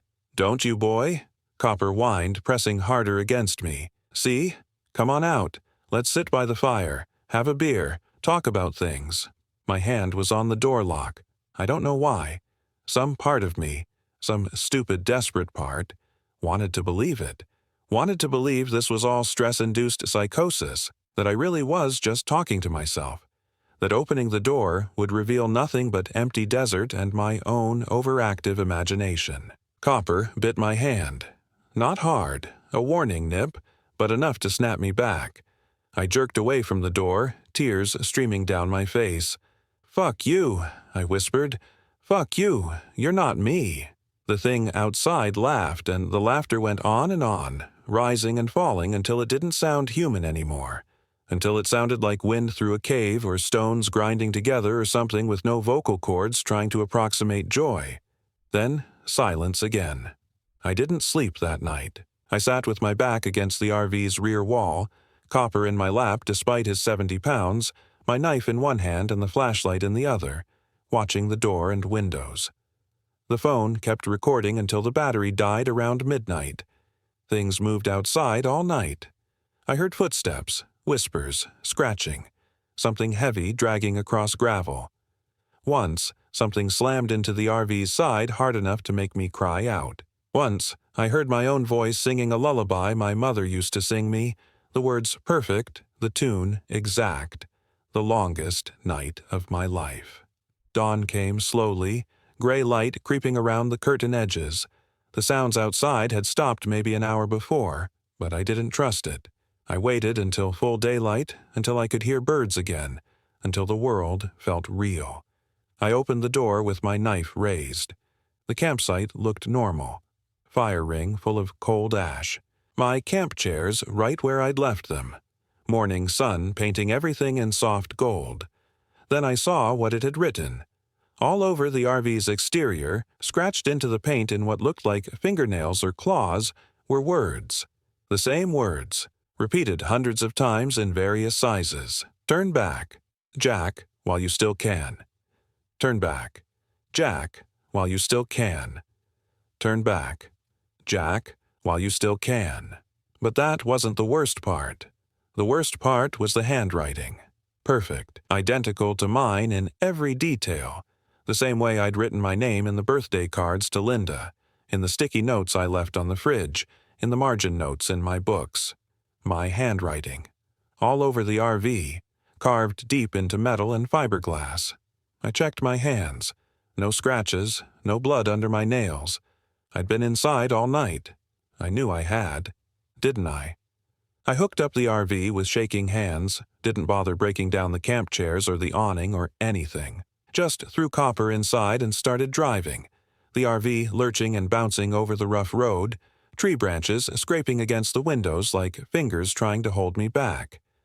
I made it maybe a mile before I saw it. Standing in the middle of Forest Road 78, arms spread wide, was the thing that looked like me. I slammed on the brakes, the RV skidding in the loose dirt. We stopped maybe 10 feet from it. It smiled, and this time the smile was perfect. Exactly like mine, down to the slight asymmetry from that time I broke my jaw playing high school football. We stared at each other. Then, slowly, it raised one hand and waved. I gunned the engine and drove straight at it. The thing didn't move. I thought I'd hit it. I braced for impact, but at the last second it simply stepped sideways, impossibly fast, impossibly smooth, and I rocketed past. I checked the rearview mirror. It was standing in the road behind me, still waving, growing smaller and smaller until the road curved and I lost sight of it. I didn't stop driving until I hit Apache Junction. I went straight to the gas station, the same one from the day before. The clerk took one look at my face and got me a bottle of water without asking. "You saw it," she said. It wasn't a question. I nodded, gulping the water, my hands still shaking. What was it? She was quiet for a long moment, looking at something past my shoulder. Some things don't have good answers. But you got out. Not everyone does. It looked like me. Yeah, she said softly. That's what it does. It watches, and it learns, and it shows you yourself. What you might become if you stay in that place. What the desert makes of people. I wanted to ask more, but I couldn't form the words. I just stood there, shaking, drinking water, trying to remember how to be human. Don't go back there, she said. Whatever you left, it's not worth it. I nodded. I drove to Tucson, checked into a motel, and slept for 14 hours with copper on the bed and every light on. That was 3 weeks ago. I sold the RV to a dealer in Phoenix. Didn't mention the scratches all over the exterior. Let him think it was vandalism or hail damage or whatever. I don't care. Someone else can deal with it. I've been staying with my brother in Flagstaff, trying to put the pieces of myself back together. Copper barely leaves my side. He's different now. Jumpy, protective, won't go outside after dark. I'm different too. Because here's the thing I haven't told anyone. The thing I can't stop thinking about.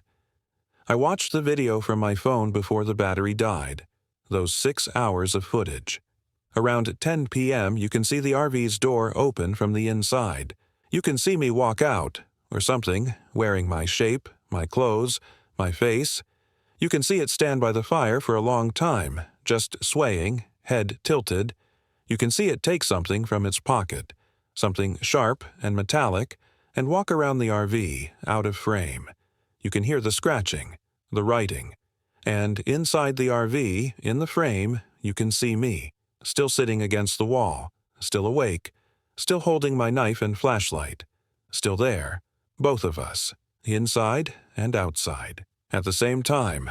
I've watched that footage maybe 50 times, looking for evidence of editing, tricks, anything that might explain it, but the timestamp runs continuously. No jumps, no cuts. So which one was me? The one inside, terrified and hiding? Or the one outside, writing warnings in its own handwriting? Sometimes late at night I catch myself tilting my head at that wrong angle. Sometimes I hear myself laugh in that too long way. Sometimes I look in the mirror and my proportions seem slightly off. And sometimes when I'm alone, I feel an overwhelming urge to drive back to the Superstition Wilderness, to park in that same spot off Forest Road 78, to walk back to that rock and read what else might be written there in my own hand. I haven't gone yet, but I think about it. I think about it every single day. And the worst part, the part that keeps me up at night, the part that makes my skin crawl and my breath catch, is that I'm not entirely sure I'm the one who left that place. Maybe the real Jack is still there, scratching warnings into rocks and RVs, trying desperately to tell himself to turn back while he still can. And maybe I'm the thing that learned to be him so well that I even convinced myself it was true. I don't know anymore. I just know I can't go back. But I know with absolute certainty that something is still there, waiting, watching, learning, becoming. And one day, maybe tomorrow, maybe years from now, I'm going to get in my car and drive to the Superstition Wilderness. I'll park off Forest Road 78. I'll walk to that rock, and I'll read what I've written there, because part of me needs to know. Part of me needs to complete the circle. Part of me needs to return.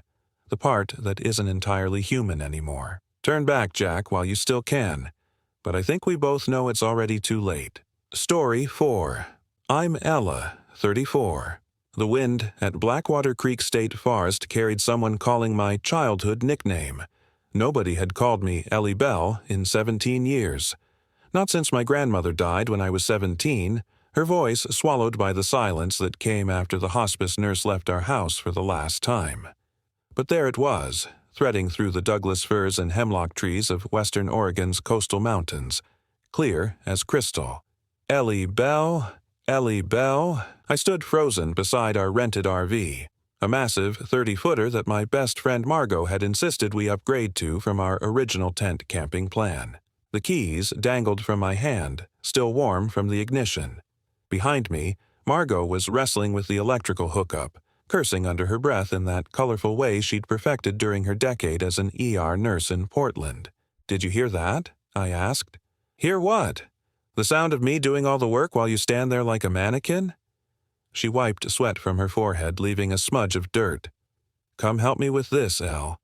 This is supposed to be a relaxing girls' weekend, not manual labor." The wind shifted, bringing with it the rich smell of decomposing leaves and something else. Something sweet and wrong, like flowers left too long in a vase. I scanned the tree line of Blackwater Creek State Forest, this remote pocket of Oregon wilderness we'd chosen specifically because Margot's ex-boyfriend would never think to look for her here. The divorce papers were being served tomorrow, and she'd needed to disappear for a few days. I'd needed the escape too, though for different reasons. My job at the architecture firm had been suffocating me. The monotony of designing strip malls and parking garages grinding my soul into dust. Ellie Bell. There it was again, softer now, almost lost in the susurrus of wind through pine needles. "Margot, seriously, the only thing I'm serious about is getting this damn RV set up before dark." She glanced at the sky, where clouds the color of old bruises were gathering. Weather report said clear skies all weekend. Lying bastards! I forced myself to move, to help her with the hookups, but my skin prickled with the sensation of being watched. Blackwater Creek Campground was nearly empty. We'd passed only 2 other RVs on the way to our site, both of them clustered near the entrance. We'd driven deeper, past the host station with its cheerful "Welcome Campers" sign that somebody had spray-painted over with the word "Leave" in dripping red letters. The ranger at the entrance, a weathered woman in her 60s with eyes that didn't quite meet ours, had tried to steer us toward the front sites.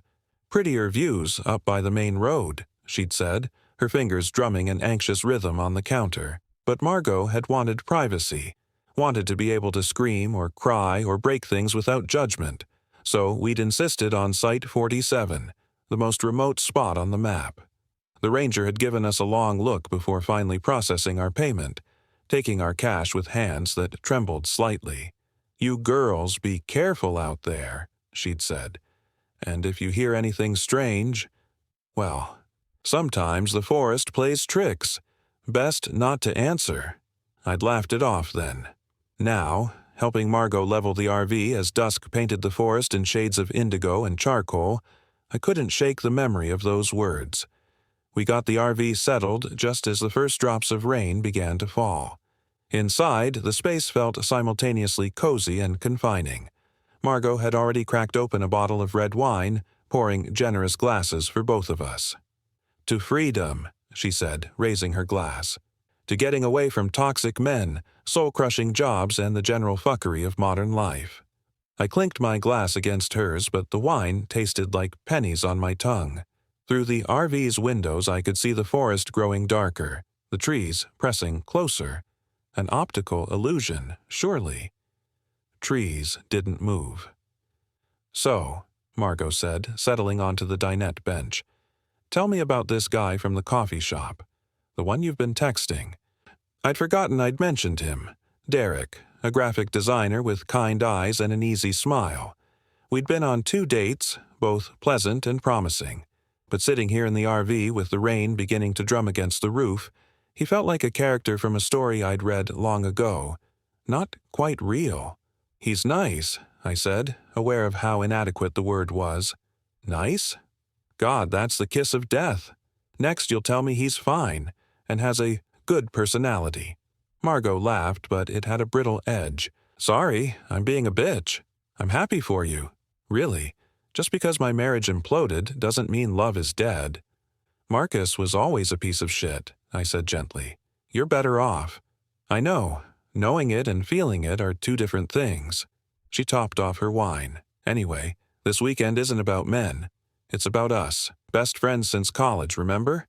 You stuck by me through med school, through the wedding, through all of it. Now we get to just be." We talked for a while longer, the conversation meandering through shared memories and tentative plans for the future. Margot wanted to travel, maybe take a year off and see South America. I wanted to quit my job, maybe try freelancing, though the thought terrified me. We made dinner, pasta with jarred sauce, a far cry from the elaborate camping meals we'd optimistically planned, and finished the wine. It was nearly 10 when I stepped outside to brush my teeth, spitting into the gravel beside the RV. The rain had stopped, leaving everything dripping and hushed. The silence was profound, almost aggressive in its completeness. No insects, no birds, no rustling of small animals in the underbrush. Just the steady drip of water from leaves and the sound of my own breathing. "Ellie Bell." I spun around, toothbrush clattering to the ground. The voice had come from the trail that led deeper into the forest beyond our campsite. A woman's voice, warm and familiar, with that slight rasp my grandmother had developed in her final years. "Who's there?" My voice came out thin and scared. Margot appeared in the RV doorway. "What's wrong?" The voice, you had to have heard it that time. She stepped down, came to stand beside me. We both stared into the darkness between the trees. "I didn't hear anything, Elle. Maybe it was the wind." "The wind doesn't say my name, my childhood name that nobody uses anymore." She put an arm around my shoulders. "You're freaked out. We're in the middle of nowhere, it's dark, we've had wine. Our imaginations are working overtime. Come back inside." But I couldn't move. Because there, just visible in the ambient light from the RV, was a figure standing between 2 massive cedars about 30 yards away. A woman in a long dress, her face pale and indistinct. "Margot." I gripped her arm. "Tell me you see that." She followed my gaze, squinting. "See what?" "The woman. Right there. She's—" I blinked and the figure was gone. "She was there. I swear to God she was there." Margot pulled me toward the RV. "Okay, we're going inside, locking the doors and going to bed. You're exhausted. We both are. Everything will look different in the morning." I let her guide me back, but I couldn't shake the image of that pale figure, or the certainty that it had been watching us with a patience that felt ancient and hungry. Inside, Margot insisted I take the bed at the back while she took the converted dinette. "You need proper sleep," she said. No arguments. I crawled into the surprisingly comfortable bed, pulling the covers up to my chin. Through the small window above the bed, I could see a slice of night sky. The clouds had cleared, revealing stars that seemed too bright, too close, like they were pressing down on the earth. I must have dozed off because when I opened my eyes, the quality of darkness had changed. It was that deep night darkness that feels like a physical presence, and I could hear something. Scratching. Slow, deliberate scratching against the outside of the RV, right next to where my head rested. I held my breath, listening. The scratching continued, moving in a pattern. 3 short scratches, a pause, 3 more. Then a voice, so soft I almost missed it. "Ellie. Belle, don't you remember me?" I wanted to scream, to wake Margot, to do anything but lie there paralyzed. But my voice had abandoned me. The scratching moved, traveling along the outside wall toward the back of the RV. I heard it pause at the rear window, and then, impossibly, I felt breath against my face. Cold breath that smelled of earth and decay. "I've been waiting for you," the voice whispered. "All these years, you promised you'd come back." What promise? I'd never been to Blackwater Creek before. I'd never... And then I remembered. A fragment of memory I'd buried so deep I'd convinced myself it was just a childhood nightmare. I was 7, visiting my grandmother in her house near the coast. She'd told me stories about the forest, about the things that lived there, about the woman who waited in the trees for children who wandered too far from home. "If she learns your name," my grandmother had whispered, "she can call you back. She knows the names we used in love, the secret names, and those are the strongest chains." I'd had nightmares for weeks. Had sworn I'd seen a pale woman at the edge of my grandmother's property. Had promised that I would come back when I was grown, that I would help the woman who was trapped, who was lonely, who just wanted someone to stay with her forever and ever, and... I sat bolt upright, gasping. The memory fractured and dissolved, leaving behind only the certainty that it was real, that I had made some kind of promise to something that shouldn't exist. "Margot!" I called out. No response. "Margot!" I stumbled out of bed, made my way through the dark RV to the dinette. The bed was empty, covers thrown back. The door hung open, swinging gently in a breeze I couldn't feel. No. I grabbed a flashlight from the counter, shoved my feet into my shoes without tying them. Outside, the forest had transformed. The trees seemed to lean inward, their branches forming a canopy that blocked out the stars. And everywhere, I could see pale figures standing between the trunks. Dozens of them, maybe more, all wearing long dresses, all with faces too white and smooth to be human. But only one was moving. The one that stood directly in front of me, holding something in her arms. "She heard the call, too," the figure said in my grandmother's voice. "We know all the names. Daisy. That's what her father called her. Sweet little Daisy. She came so willingly." The thing in her arms shifted, and I realized with horror that it was Margot. Her eyes were open but vacant, her mouth slack.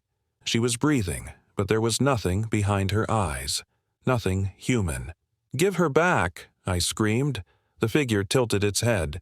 "She's not taken. She's choosing. We showed her what waited for her in the world outside. The loneliness, the pain, the endless, grinding disappointment. Here she can rest. Here she can forget." "Margot!" I lunged forward, but my feet had stopped obeying me. I looked down and saw my shoes sinking into the earth, the ground itself reaching up to hold me in place. "You promised, Ellie Belle. You promised you'd come back." The figure set Margot down gently, and I watched in horror as my best friend turned and walked toward the darkness between the trees, her movements jerky and wrong like a puppet guided by unseen strings. "What do you want from me?" I was crying now, terrified and furious in equal measure. "I want you to remember." The figure moved closer, and I could see now that it wore my grandmother's face, or a twisted mockery of it. I want you to understand what you promised. A child's promise is binding here. You said you'd come back. You said you'd stay. I was 7. I didn't understand. But you understood loneliness.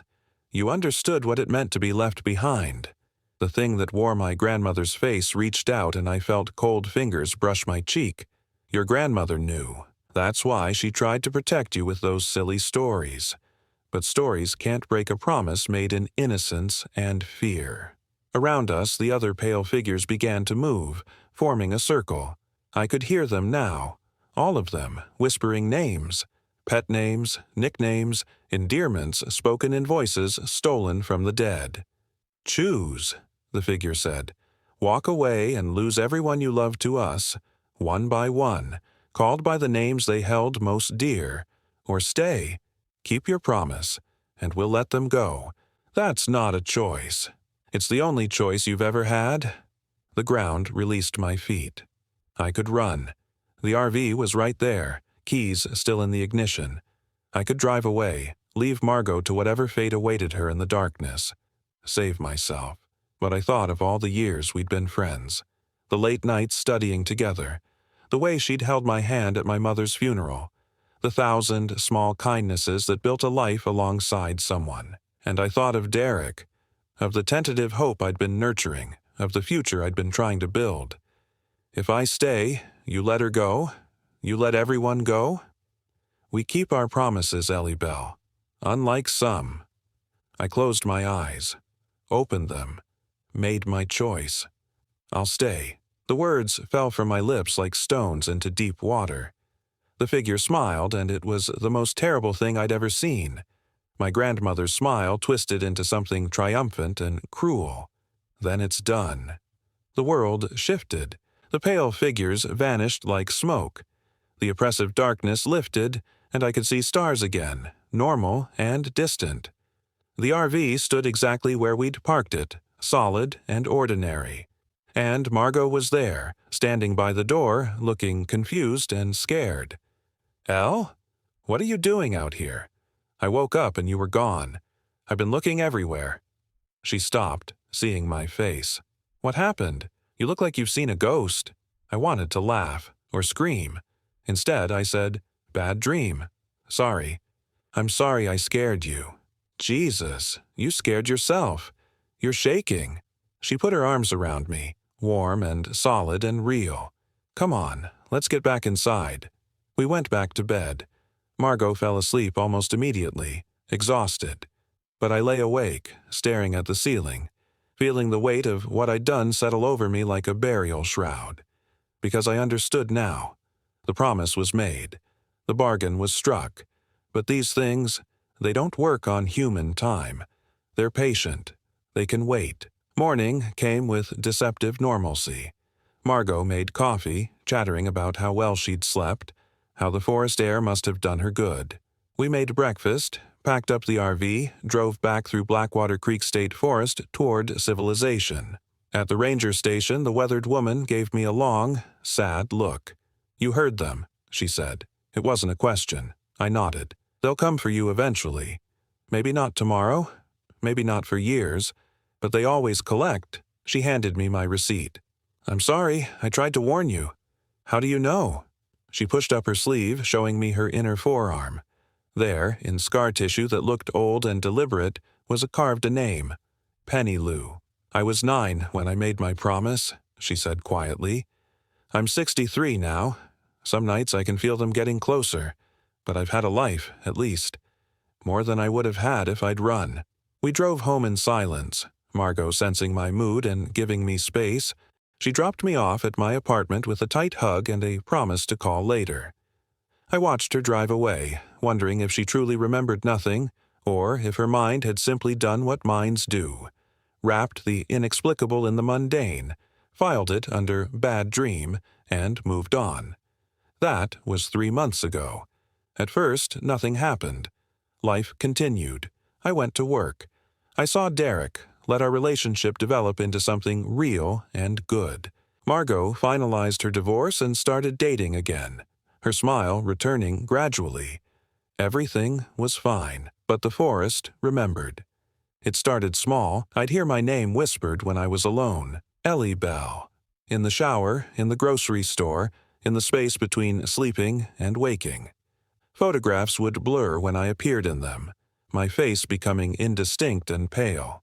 Mirrors showed my reflection a half-second late, and sometimes it smiled when I didn't. Then Derek started calling me Belle as a pet name. He thought it was cute, a shortened version of my middle name. I didn't have the heart to tell him it was also a chain, another link in the promise I'd made. Last week, I found dirt under my fingernails, though I hadn't been anywhere near soil. The dirt smelled like Blackwater Creek, like decomposing leaves and sweet rot. Tonight, I'm writing this down because I need someone to know, to understand what's coming.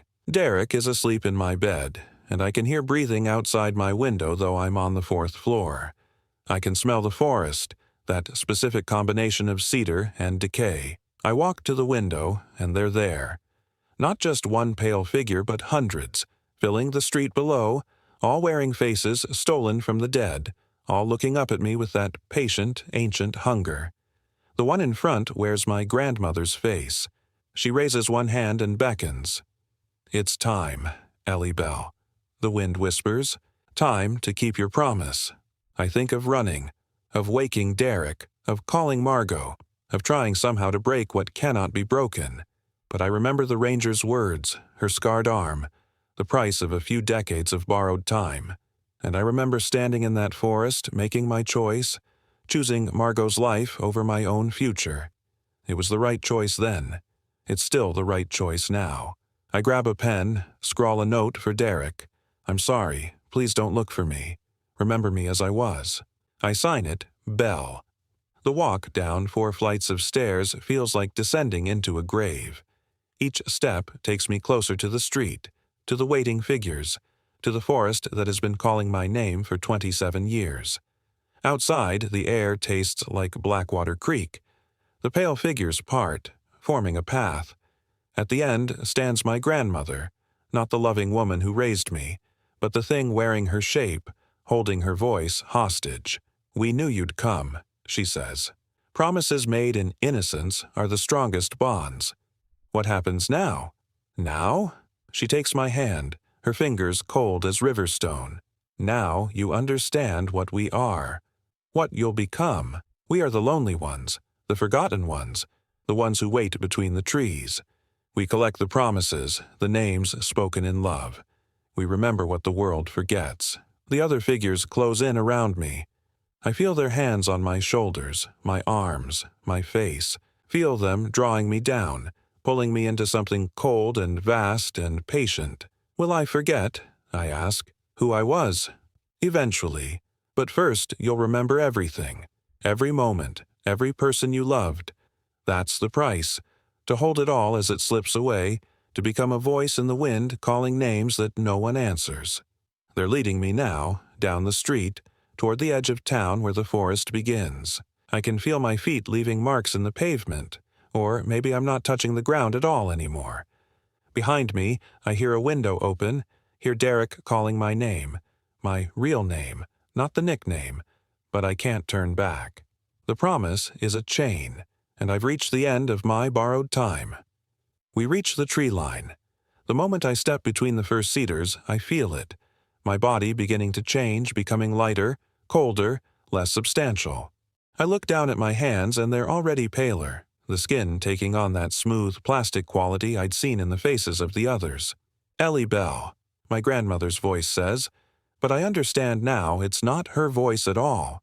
Just something wearing her voice like a coat, using it to call the next promise home.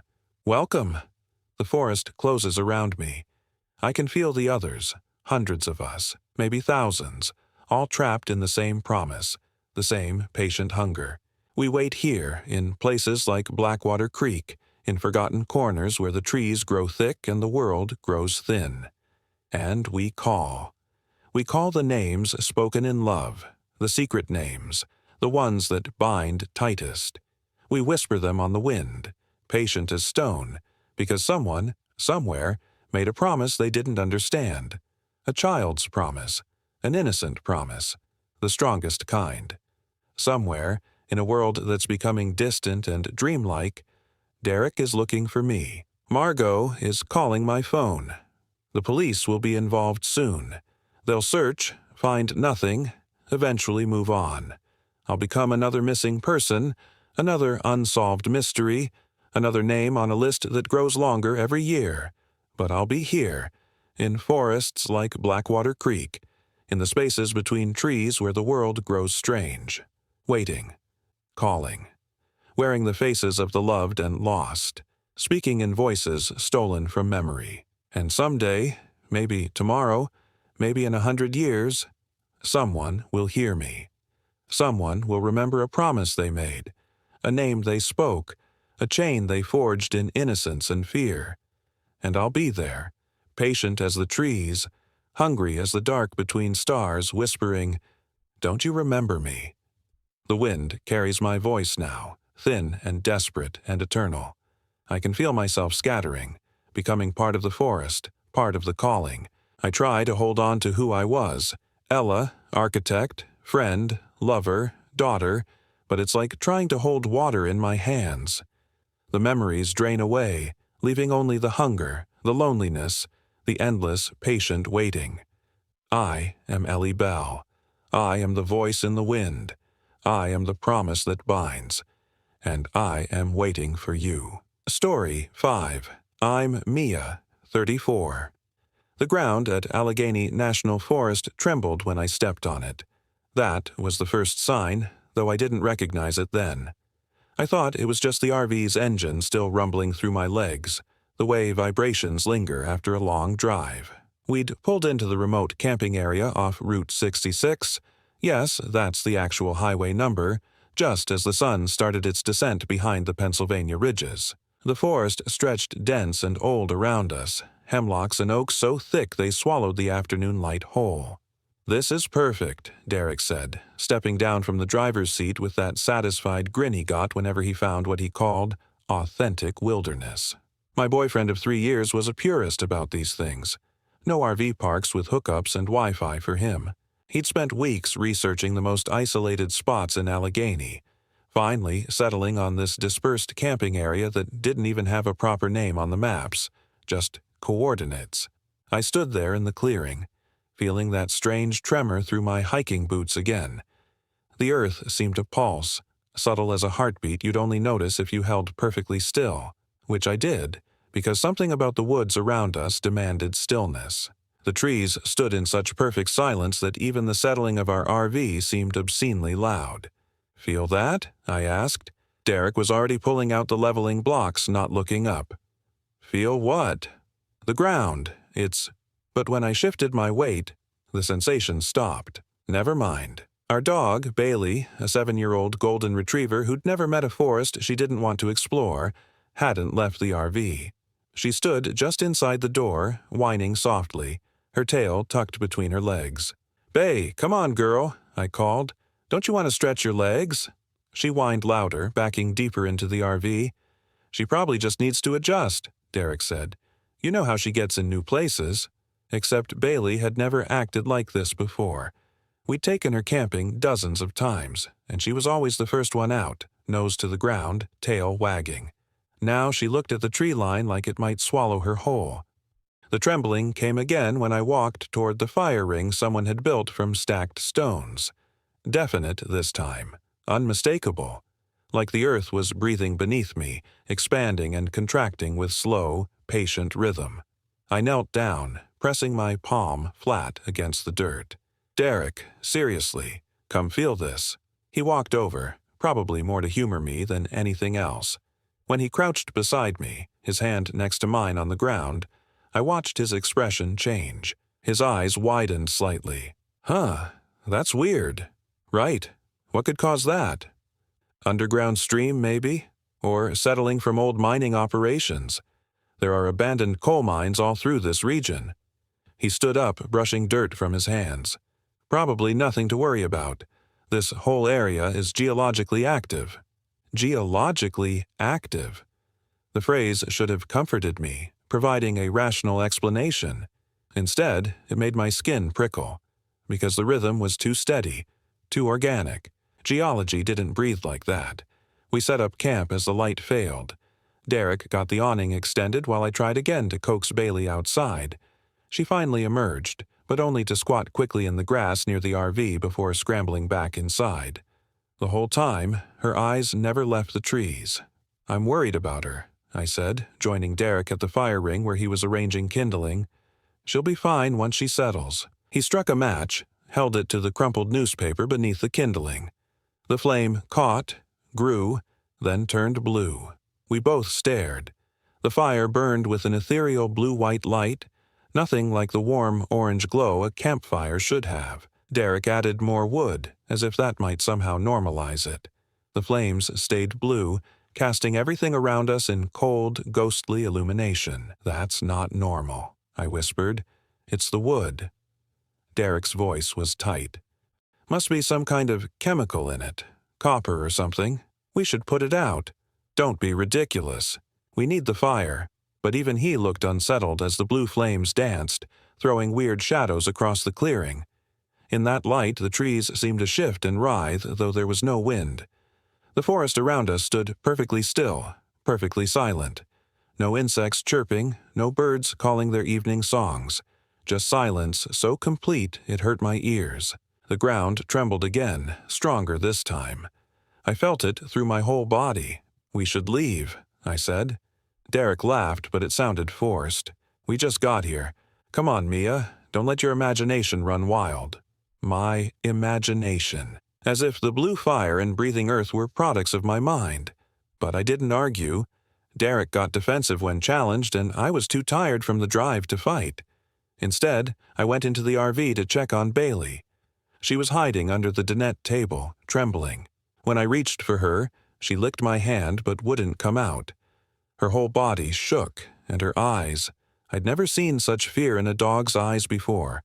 Pure, primal terror. I sat on the floor beside her, stroking her head. Through the RV's thin walls, I could hear Derek moving around outside, organizing gear, trying to make our temporary home feel normal and safe. But Bailey knew better. Dogs always know. That's when I heard it. A sound from deep in the forest, distant but clear in the unnatural silence. A long, low groan, like ancient wood bending under impossible weight. The RV's frame shuddered slightly, and Bailey pressed herself flatter against the floor. "It's okay, girl," I whispered, though I didn't believe it myself. "We're okay." The groan came again, closer this time, and beneath it I felt the earth pulse faster, like a heartbeat accelerating. I should have trusted Bailey's instincts. I should have made Derek pack up right then and drive away. But I didn't. I told myself we were being irrational, that every forest makes strange sounds at night, that the blue fire and trembling ground had logical explanations we just hadn't figured out yet. That was my first mistake. I would make many more before the night was through. Derek convinced me to join him outside around 8 o'clock. The blue fire had finally faded to something approximating normal colors, though it still flickered wrong somehow, the flames moving in patterns that didn't match the non-existent wind. He'd made hot dogs and beans on the camp stove, and we ate them sitting in our folding chairs trying to pretend this was like any other camping trip. "Remember Shenandoah?" Derek said, forcing cheerfulness into his voice. "When that raccoon stole our entire bag of marshmallows?" I smiled, playing along. "And you chased it around the campsite in your underwear. I was committed to getting those marshmallows back." We laughed, the sound thin and desperate in the silent forest. As soon as we stopped, the quiet rushed back in, suffocating and absolute. Even our own breathing seemed too loud. That's when I noticed the trees. I'd been watching them peripherally all evening, those dark trunks surrounding our clearing. But now, in the deepening darkness, I could have sworn they were closer. The ring of forest felt tighter, like it was slowly constricting around us. "Derek," I said carefully, "do those trees look closer to you?" He followed my gaze, frowning. "It's just the darkness playing tricks. Shadows make things look different." "No, I mean, remember where the edge of the clearing was when we pulled in? That big oak with the split trunk was at least 20 feet from the fire ring. Now it looks like maybe 10. Mia, trees don't move." "I know that. But," The ground pulsed so hard we both felt it through our chairs. The blue fire flared up again, and in its cold light, I saw the trees clearly. They had moved. I was certain of it. The clearing that had been perhaps 40 feet across when we arrived was now half that size, the forest pressing in from all sides. Derek stood up abruptly, his face pale in the firelight. He walked to the edge of the clearing, to that split oak I'd been watching. He put his hand on the bark, then looked back at the RV, calculating distance. "That's impossible," he said. Another tree groaned in the darkness, that same bending wood sound I'd heard earlier. This time it came from directly behind us, and when we turned I saw a massive hemlock swaying despite the total absence of wind. Its trunk bent toward us slowly, deliberately, like a giant leaning down to examine something small and fragile. "Get in the RV," Derek said. "Now." We ran. The door seemed impossibly far away, though it couldn't have been more than 15 feet. Behind us, I heard more groaning, more creaking, the forest coming alive with movement. The ground heaved beneath my feet, nearly sending me sprawling, but Derek caught my arm and hauled me forward. We crashed through the RV door. Derek slammed it shut behind us and locked it. Absurd, locking a door against a forest, but we did it anyway. Bailey was barking now, high and frantic, hurling herself against the opposite wall like she could somehow burrow through it to escape. "What the fuck was that?" Derek's voice was high, stretched thin with fear he'd been fighting all evening. "The trees, they're moving. The forest is moving. Trees don't move," he was shouting now like volume could make reality obey logic. "Trees don't move." But even as he said it, we heard the groaning intensify outside. The RV rocked slightly as if something massive had brushed against it. I ran to the window, pulled back the curtain. The forest had closed in. Trees that had been 20 feet away now pressed against the RV's sides. I could see their bark in detail, could count the ridges and furrows in the wood. As I watched, a branch extended toward the window, growing in fast motion, twigs sprouting from its tip like grasping fingers. I jerked the curtain shut and backed away. "We need to leave," I said. "Right now. Start the engine and drive." Derek was already moving toward the driver's seat. He turned the key. The engine turned over once, twice, then died. He tried again. Nothing but clicking. No, no, no. He kept turning the key, pumping the gas. "Come on, come on!" The RV lurched sideways. Something outside was pushing it, tilting it. Through the windows on the passenger side I could see roots, massive serpentine roots, emerging from the ground, wrapping around the undercarriage. They squeezed, and metal groaned. "The tires," Derek said, staring in horror. "They're crushing the tires." The RV settled lower on one side as the passenger side tires burst with sounds like gunshots. We tilted at a 15-degree angle, plates sliding in the kitchenette, Bailey scrambling for purchase on the suddenly slanted floor. Derek grabbed his phone from the dashboard. "No signal. Of course there's no fucking signal. We have to get out, on foot. Out there? With those things? We can't stay here." The RV lurched again, tilting further. A window cracked with a sound like ice breaking. Through it, I saw a branch forcing its way through the gap, bark scraping against glass. Derek looked at me, and in his eyes I saw the moment he broke. The rational man who always had explanations, who insisted on logic and reason. He was gone. What remained was pure animal fear. "Okay," he whispered. "Okay, we run, and we don't stop." We grabbed our phones, our keys, nothing else. I scooped up Bailey, all 60 pounds of her, and held her tight against my chest. She'd gone limp with terror, her whole body shaking like she was seizing. "On 3, Derek said, hand on the door. 1, 2. The RV's entire frame shrieked as roots squeezed tighter. The ceiling buckled inward. 3! He threw the door open and we ran into hell.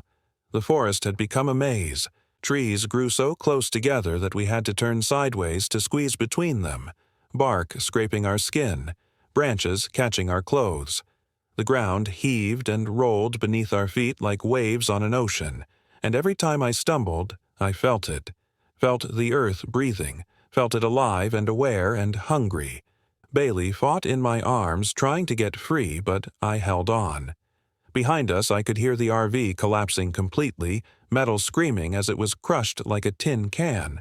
Ahead, the trees seemed to part just enough to let us through, then close behind us immediately. It was hurting us, I realized. The forest was hurting us deeper into itself. "The road!" Derek gasped. "We need to find the road."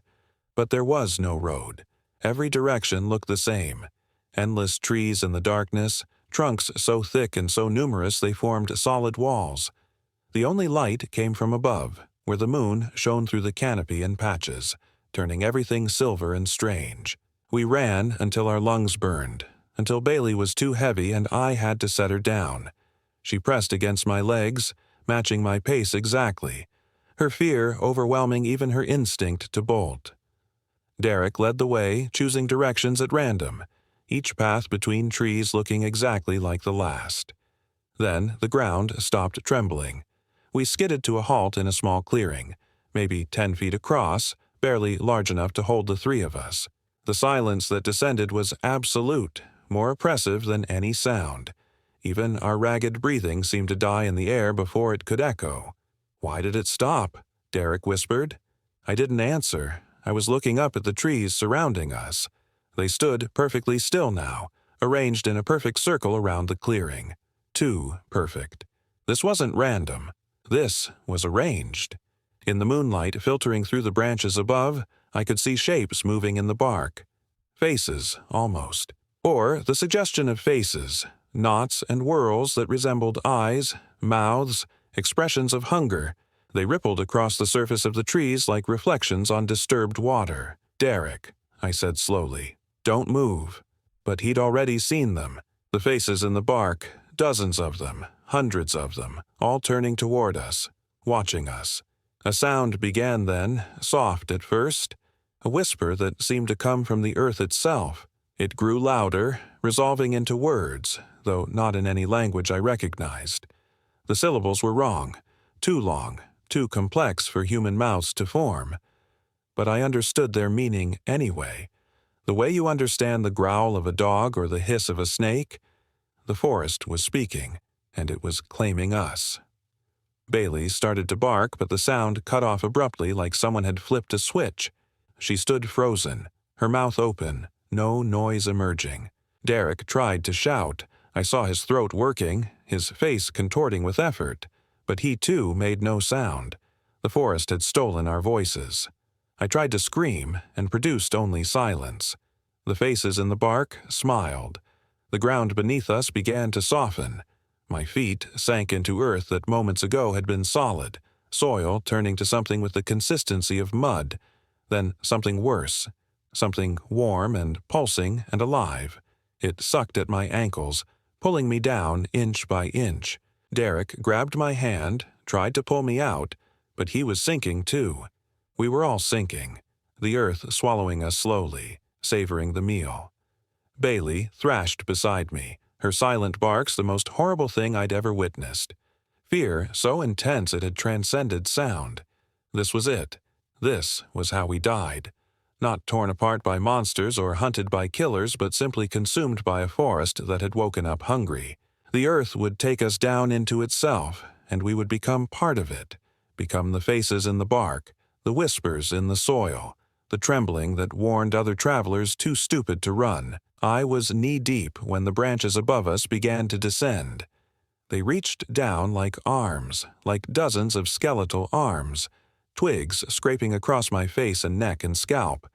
They tangled in my hair, wrapped around my shoulders, began to pull. The earth pulled down. The trees pulled up. Between them, I was being torn apart.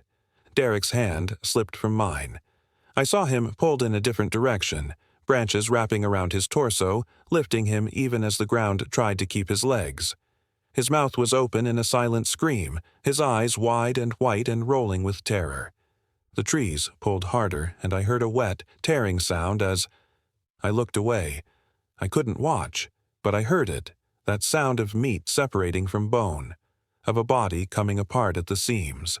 Warm droplets spattered across my face, and I knew they were Derek's blood. Then Bailey was gone too, dragged down into the earth so fast I didn't even see her go. One moment she was there. The next, just a depression in the ground where she'd been, already filling in with fresh soil.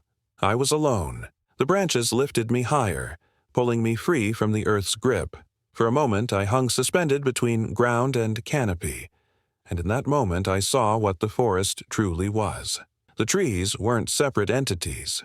They were fingers, all of them, growing from a single massive organism that spread beneath the entire forest. The trembling I'd felt wasn't the earth breathing, it was this thing's pulse, this vast network of connected life that thought and felt and hungered with one unified consciousness. Allegheny National Forest wasn't a collection of trees. It was a single creature that had been growing for thousands of years, and we had camped on its skin. The branches pulled me toward a trunk, toward one of those faces in the bark. It yawned open, an actual mouth, wood splitting to reveal darkness inside, and I understood. This was where Derek had gone. This was where Bailey had gone. Into the tree, into the organism to be digested slowly over years or decades, our consciousness absorbed into the collective whole. I would spend eternity as a face in the bark, watching other travelers with dead eyes, unable to warn them, unable to do anything but witness as they too were consumed. The mouth gaped wider. I could smell it, the scent of rot and earth and something older than either, something that had no name because it predated names. The branches pushed me closer, bark scraping my skin, and I felt the wood beginning to close around my legs, my waist, growing over me like scar tissue over a wound. I couldn't scream. I couldn't fight. I could only close my eyes and wait for the darkness to take me completely, but it stopped. The branches held me frozen, half inside the trunk, wood pressed against my ribs. Something had changed. I felt it through the organism's entire network, a shudder of confusion, of something like pain. Then came the sound of an engine. Headlights cut through the forest impossibly bright after so much darkness. A vehicle was approaching, crashing through underbrush and the trees. The creature recoiled from the light and noise. The branches released me and I fell, hitting the ground hard enough to knock the wind from my lungs. The Jeep burst into the clearing, a Forest Service vehicle with spotlights mounted on its roof. A ranger jumped out, a woman in her 50s with gray-streaked hair and hard eyes that had seen too much. "Get in!" she shouted, and my voice returned like a physical thing being thrust back into my throat. I ran. My legs barely worked, muscles cramped from being squeezed by the earth, but I ran. Behind me, the trees were moving again, closing in, the forest reaching for me with woody fingers. I threw myself into the Jeep. The ranger was already reversing, spinning the wheel, lights cutting wild arcs through the darkness. Trees loomed on all sides, branches scraping across the windshield, roots erupting from the ground to block our path. But the Jeep was powerful, and the ranger was skilled, and she navigated through gaps I wouldn't have thought possible. "Seatbelt," she barked, and I fumbled it on with shaking hands. "My boyfriend," I gasped. "My dog, they're still in there. They're gone," she said flatly. "I'm sorry, but they're gone. No, we have to go back. We have to. Look behind you." I turned in my seat. Through the rear window, I could see the forest collapsing in on itself where we'd been, trees falling inward, the clearing being erased. In seconds, there was nothing but solid forest, as if the space we'd escaped from had never existed. The ranger drove in grim silence, navigating by instinct through woods that tried to maze us, that shifted and rearranged themselves to cut off our escape. But she knew the tricks. She kept the headlights on high, kept the engine roaring, and maybe that was enough to confuse it, to keep the organism from focusing its full attention on us. Or maybe it was full, sated on Derek and Bailey, content to let one escape to spread the story, to become a warning no one would believe. We burst onto Route 66 as the first light of dawn was breaking. The moment the Jeep's tires hit pavement, the sensation of being pursued vanished. I looked back at the forest edge and saw only ordinary trees, still and quiet in the growing light. "What was that?" I whispered. The ranger didn't answer for a long time. She drove until we were miles from Allegheny, until we reached a gas station with bright lights and normal people pumping normal gas into normal cars. Only then did she pull over and finally look at me. "We don't have a name for it," she said. "It's been here longer than humans have been in North America. The indigenous peoples knew about it, had stories, kept away from certain areas. Then we came and clear-cut most of the forest, and it went dormant, or maybe just got smaller. But in places where the old growth survived, where the trees are still connected—" She trailed off, shaking her head. "I patrol the edges. I watch for vehicles that go in but don't come out. Sometimes I can save people. Usually I can't. Why don't you warn people? Put up signs, close the areas?" She laughed, bitter and tired. "I've tried. Reports get filed and forgotten. Signs get vandalized or ignored. People think they know better, that the warnings are exaggerations, and the forest protects itself. People who see what you saw either don't survive or, if they do, they sound crazy when they tell the story. My boyfriend is dead. My dog is—" My voice broke. "How do I explain that to anyone?" "You don't," the ranger said quietly. "You tell the police you got separated in the woods, that you couldn't find them. They'll search, find nothing, eventually assume exposure or animal attack. They'll never find bodies." She paused. "I've been doing this job for 30 years. I've lost count of how many people that forest has taken, and I'll keep losing count until I retire, or it takes me too." She drove me to a hospital in Warren, Pennsylvania, where they checked me for injuries and dehydration and hypothermia. I told them the story the ranger had coached me on. We'd gone hiking, gotten separated in the dark. I'd wandered lost until the ranger found me.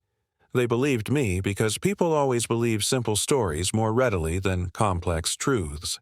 The police searched for Derek and Bailey for 3 days. They found our RV, or what was left of it. A crushed metal shell so thoroughly destroyed they assumed it had been hit by a falling tree. No sign of Derek, no sign of Bailey, no sign of the clearing where we'd made our last stand, no indication that anything unusual had happened beyond a tragic camping accident. They found the campfire ring with its cold ashes. Standard wood ash, the lab report said. No trace of the blue flames that had burned there. I flew home to Seattle 2 weeks later. I've been back for 6 months now. I see a therapist twice a week who thinks I have PTSD from watching my boyfriend die in a hiking accident. She doesn't know that I hear Derek screaming in my dreams every night, silent screams that echo in my skull. She doesn't know that I can't walk past a tree without feeling the urge to run, without seeing faces forming in the bark. I haven't told her about the photograph. It arrived in my mailbox 3 months ago, no return address. A picture of Allegheny National Forest, taken from high above, maybe a drone shot. The clearing where we'd camped is visible in the center, and if you look closely, if you zoom in until the pixels separate, you can see them. Derek's face in the bark of a massive oak, Bailey's eyes peering out from a hemlock, both of them watching the camera with expressions that might be agony or hunger or something beyond either. And at the edge of the photo, barely visible, is the RV, not crushed, whole and intact, sitting in that clearing as if waiting for new occupants, as if the forest had reset itself, ready for the next travelers who would ignore the warnings, who would dismiss the ranger's stories, who would feel the ground tremble beneath their feet and convince themselves it meant nothing. I keep the photograph in a locked drawer. I've never shown it to anyone. What would be the point? They'd say it was photoshopped, that my grief had made me see things that weren't there. But I know better. Sometimes, late at night when I can't sleep, I take out the photo and study their faces. I tell myself I'm imagining the way Derek's wooden eyes seem to track my movement. I tell myself the way Bailey's mouth appears to move, forming desperate, silent barks, is just a trick of shadow and grain. I tell myself a lot of things that aren't true. The ranger emails me occasionally, checking in. Her messages are brief, clinical. Another vehicle missing near the old growth section. Found a survivor today, but they won't talk about what they saw. The forest grew a quarter-mile east last month. That last one haunts me most. The forest is growing, slowly, steadily, reclaiming land that was taken from it.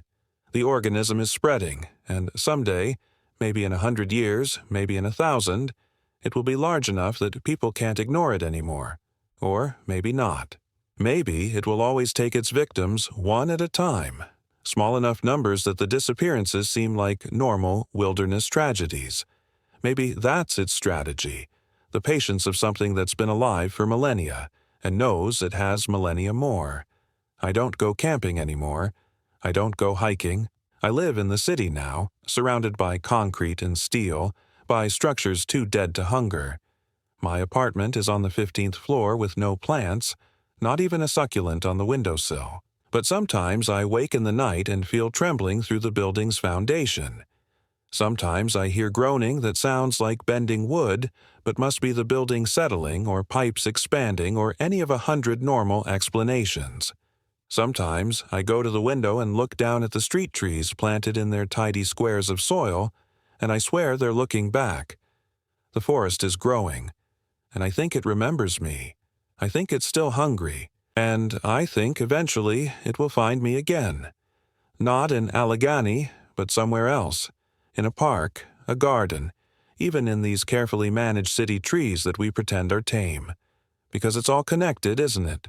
Every root system linking to the next, every forest part of the same ancient network that we paved over and built on top of, but never truly destroyed. We just made it sleep, and now it's waking up. I saw Derek yesterday, not in a photograph, not in a dream. I was walking past a park, something I usually avoid but couldn't this time. The detour would have made me late for work, and there he was. A face in the bark of an old maple. Barely visible, just a suggestion of features that looked like someone I'd loved. The face smiled at me. I ran, and I haven't stopped running. Not really. I'm running right now, typing this in a coffee shop with no windows, no plants, no wood furniture. I'm running, and I know I can't run forever. The forest is patient. The forest is growing, and the forest, I have learned, always collects what it's owed.